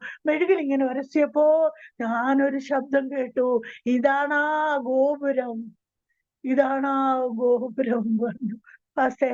അത് ഞാൻ ദർശനം കാണുന്നു. ഞാൻ പലയിടത്ത് സാക്ഷി പറഞ്ഞിട്ടുണ്ട്. പക്ഷെ എനിക്കിന്നും എന്റെ അപ്പൻ എന്നെ ഗോപുരം ഞാൻ നല്ലപ്പോഴാ കേൾക്കുന്നത്. ബൈബിളിനകത്തുണ്ടെങ്കിലും അതെല്ലാം ഒന്നും വായിച്ചിട്ടില്ലല്ലോ. ഗോപുരം ഇപ്പൊ അറിയാം എനിക്ക്. അങ്ങനെ തന്നെ ദൈവം എന്നെ അവിടെയും കൊണ്ടുപോയി പാസ്റ്റേ. അത് കഴിഞ്ഞ് 2013 പാസ്റ്റേ നമ്മുടെ വീട്, ആ വീടൊക്കെ നമ്മൾ വിറ്റ്, അവിടുന്ന് സ്ഥലമില്ല, ചെറിയ വീടല്ലേ. ഞാൻ 2012 റിട്ടയർഡ് എല്ലാം ആയി. പിന്നെ പൈസയുടെ ആവശ്യം, അവിടുത്തെ ആ വീട് വിറ്റു. അതുമെല്ലാം ചേർന്ന് നമ്മള് ഇവിടെ സൈറ്റ് വാങ്ങി. ഇപ്പൊ താമസിക്കുന്നിടത്ത് അവിടെ അടുത്ത് തന്നെ സൈറ്റ് വാങ്ങി നമ്മളപ്പോ വീട് പണിഞ്ഞുകൊണ്ടിരിക്കുക.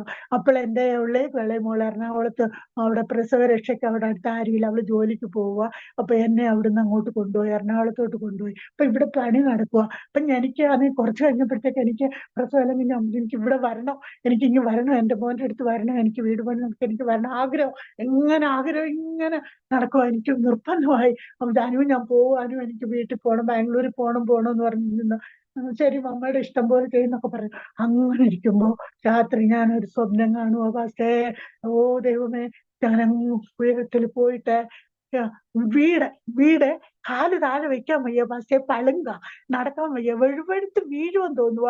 എന്നിട്ട് ഈ ജനലയിലൊക്കെ കാണുന്ന ചില ഫോട്ടോകൾ മാതിരി അവിടെ ഇവിടെ എല്ലാം ഇങ്ങനെ ഓരോരോ വീടുകൾ സെപ്പറേറ്റാ. ഞാൻ അതിലെല്ലാം പറന്ന് നടക്കുക. ചെറിയ റൂമിൽ വലുതുണ്ട്, അങ്ങനെ പല റൂമുകളിൽ ഞാനിങ്ങനെ നടക്കുക. നടന്നിവിടെ വരുമ്പോ എനിക്ക് പറഞ്ഞറിയിക്കാൻ വയ്യ പാസ്റ്റേ. അവിടെ ഞാൻ പോയി കണ്ടു കഴിഞ്ഞപ്പോൾ ഞാൻ രാവിലെ നേരം വെളുത്തു. നേരം വെളുത്ത എന്റെ സ്വപ്നം ഞാനായിട്ട് എന്നോട് ആരും ഒന്നും സംസാരിച്ചില്ല. ഞാൻ ആ ദർശനം കണ്ട് ഓർക്കുക, ഓ എന്റെ വീട് അവിടെ, എന്റെ വീട് അവിടെ, ഞാനിപ്പോ പോയിട്ട് വന്നതാ. ലോകത്തിൽ പണിയുന്ന വീടിന് വേണ്ടി ഞാൻ എന്തിനാ കുഞ്ഞിങ്ങനെ തനിയായിട്ടിട്ട് കരയുന്നത്? വീട്ടിൽ പോണം, വീട്ടിൽ പോണം, വീട് പണി കാണണം, വീട് പണി കാണണം. അങ്ങനെ തന്നെ ദൈവം, ഞാൻ എന്തോ ആശിക്കുന്നു, പ്രാർത്ഥിക്കുന്നു. ഫസ്റ്റ് എന്റെ ഇടവമല്ലോ കെട്ടിയ പോലെ ഇത്ര വർഷക്കാലം എന്റെ പിതാവിനെ സൂക്ഷിച്ചു പരിപാലിച്ചത്ര നന്ദി പറഞ്ഞാലും വരില്ല. ഇത് കേട്ടുകൊണ്ടിരിക്കുന്ന ജനങ്ങള് ഞങ്ങളുടെ കുടുംബത്തിലുണ്ട്, ഞങ്ങളുടെ ബന്ധുമിത്രാദികളുണ്ട്. ഇത്ര വലിയ ദൈവത്തിനെ വിട്ടിട്ട് ഒട്ടഞ്ഞ് പോകുന്ന ബിംബത്തെ സേവിച്ച് ജീവിക്കുമ്പോ ഞാൻ ഓർക്കും, ഇത്ര വലിയൊരു ദൈവത്തിനെ ഇവരെല്ലാം ഒന്ന് കണ്ടെങ്കിൽ എന്റെ ദൈവമേ എന്ന് ഞാൻ പ്രാർത്ഥിക്കുന്നേ പാസ്റ്റേ. അത് കഴിഞ്ഞു അത് ഞാൻ കണ്ടു കഴിഞ്ഞു പാസ്റ്റേ. ആ ഒരു ദർശനം എന്റെ തീർന്നു. അതെന്താ ഞാൻ പറയുന്നതിന്റെ പാസ്റ്റേ, കുഞ്ഞു ഞാനപ്പാൻ അത് കഴിഞ്ഞ് വീട്ടിൽ വന്നു. വീട്ടില് കുഞ്ഞിന്റെ വലുതായി. കുഞ്ഞിനെ പ്ലേ സ്കൂളിലൊക്കെ വിടാനൊക്കെ കുഞ്ഞ് ഇത്തിരി ഇതായപ്പോഴത്തേന് വന്നു. വീട് പണിയെല്ലാം നടക്കുന്നു. കുഞ്ഞിന് ഇവിടെ എന്റെ കുഞ്ഞുങ്ങള് എന്റെ മോൻ ജോലിക്ക് പോണു. എനിക്ക് 1,000-ന് സമമായിട്ട് ദൈവം എനിക്കൊരു മോനെ തന്നത്. എന്റെ മക്കള് മൂന്ന് സൈഡില് പെൺമക്കള്. എന്റെ മോനും എന്റെ മോളും 2 കുഞ്ഞുങ്ങളും. മോനെ 1 ഡിഗ്രി പൂർത്തിയായി 3 വർഷം കഴിഞ്ഞു, റിസൾട്ടിന് ഇരിക്കുന്നു. മറ്റേത് 10ാം ക്ലാസ്സിൽ പഠിക്കുന്നു. പിന്നെ എൻ്റെ ഇളയ മോക്ക് 3 ആൺകുഞ്ഞുങ്ങളുണ്ട്. മൂത്ത മോക്ക് 1 മോന്. രണ്ടാമത്തെ മോടെ ഞാൻ പറഞ്ഞല്ലോ, കുഞ്ഞ് ഡോക്ടറും അവന് കാനഡയിൽ പഠിക്കുന്നു. അങ്ങനെല്ലാം എന്നെ ഒന്നുമില്ലാത്ത എന്നെ പാസ്റ്റേ ദൈവം ഇത്രത്തോളം മാനിച്ച് കരുതിയാൽ എത്ര നന്ദി പറയണമെന്ന് അറിയത്തില്ല പാസ്റ്റേ. ഞങ്ങളുടെ മെവർക്കിസ് സഭയിൽ കടന്നുപോയേ പറഞ്ഞില്ലല്ലോ. ഞങ്ങളുടെ ദൈവമേ, ആത്മരക്ഷിതാവ് ഞങ്ങളെ എത്ര ബലപ്പെടുത്തിയ ശുശ്രൂഷ, ഞങ്ങളെ വന്ന് കാണുകയും ഞങ്ങൾക്ക് ആശ്വാസം എല്ലാം ചെയ്ത ഒരു കുടുംബമാണ് ഞങ്ങളുടെ മെവർക്കിസ് കുടുംബം. ആ മോഹൻലാൽ വേദന്റെ കാര്യം പറഞ്ഞല്ലോ, പുള്ളി മരിച്ചു പോയത് അറിഞ്ഞു. ആ മോളി സിസ്റ്ററുടെ പാസ്റ്ററിന്റെ ഇതിൽ സാക്ഷ്യം പറഞ്ഞതാ, ഞാൻ കേട്ടതാണ്. പാസ്റ്ററിന്റെ ഇതിൽ വരുന്ന എല്ലാ ടെസ്റ്റ് മണി ഇന്നലെ പോലും കണ്ടതാ.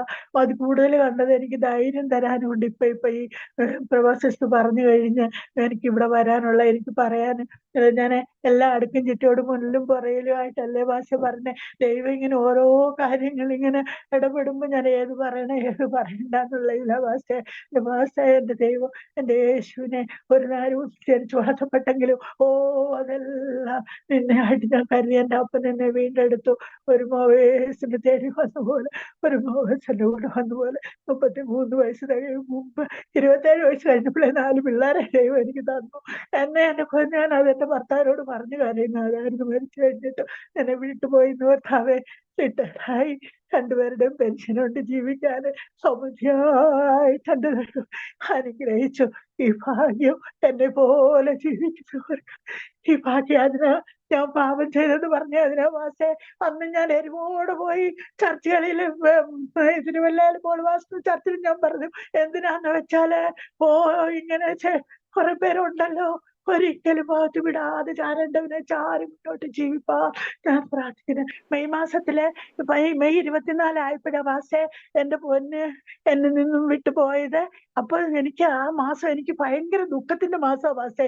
അങ്ങനെ ഇരുന്ന വാസേ ഞാൻ പല കാര്യങ്ങൾ ഈ വയസ്സായ സമയത്ത് ചിന്തിക്കുന്നു വാസേ.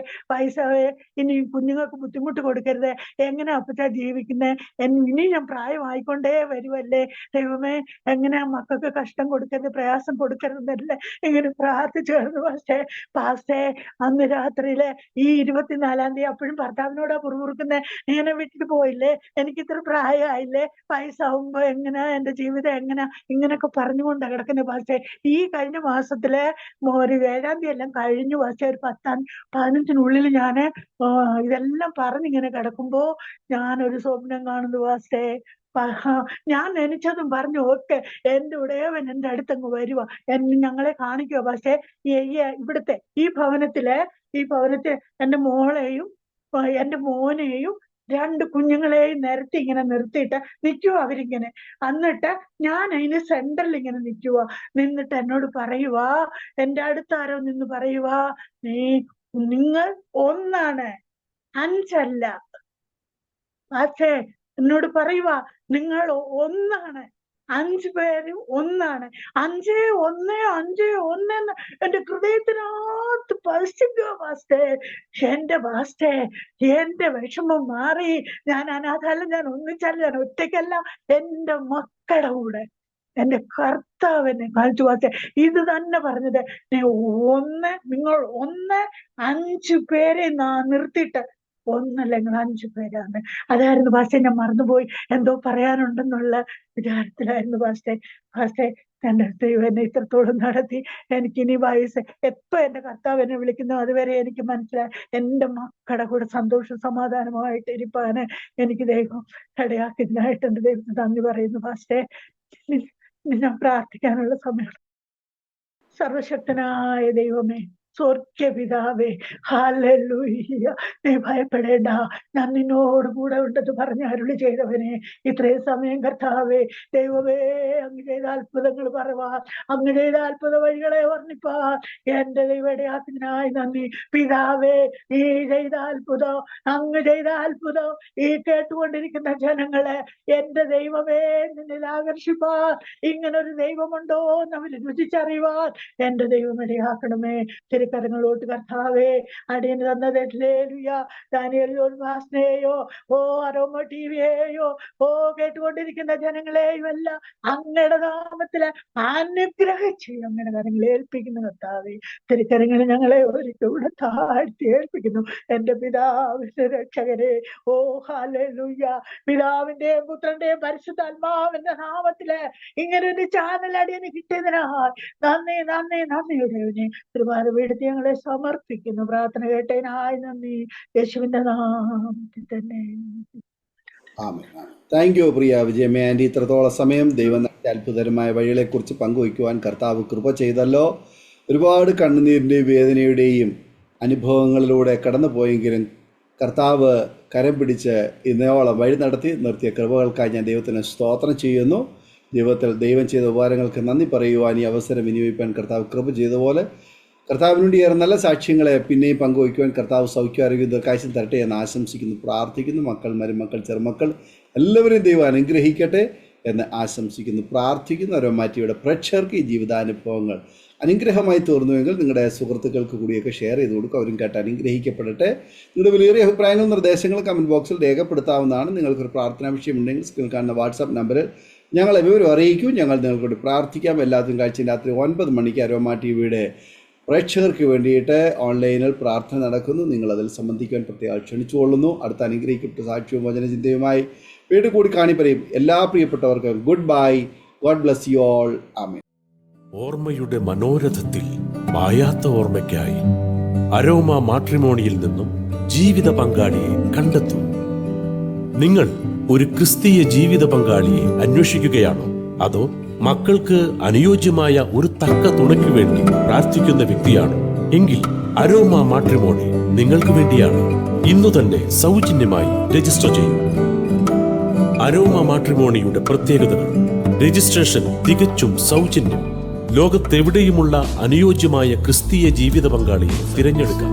വിവാഹം നടക്കുന്നതുവരെ സർവീസ് ലഭിക്കുന്നു. ഏറ്റവും ചെറിയ പാക്കേജുകളും തിരഞ്ഞെടുക്കാം. അരോമ മാട്രിമോണി നിങ്ങൾക്കായി ഒരുക്കുന്നു വിവാഹം പരമാനന്ദം. Email aroma matrimony2020@gmail.com.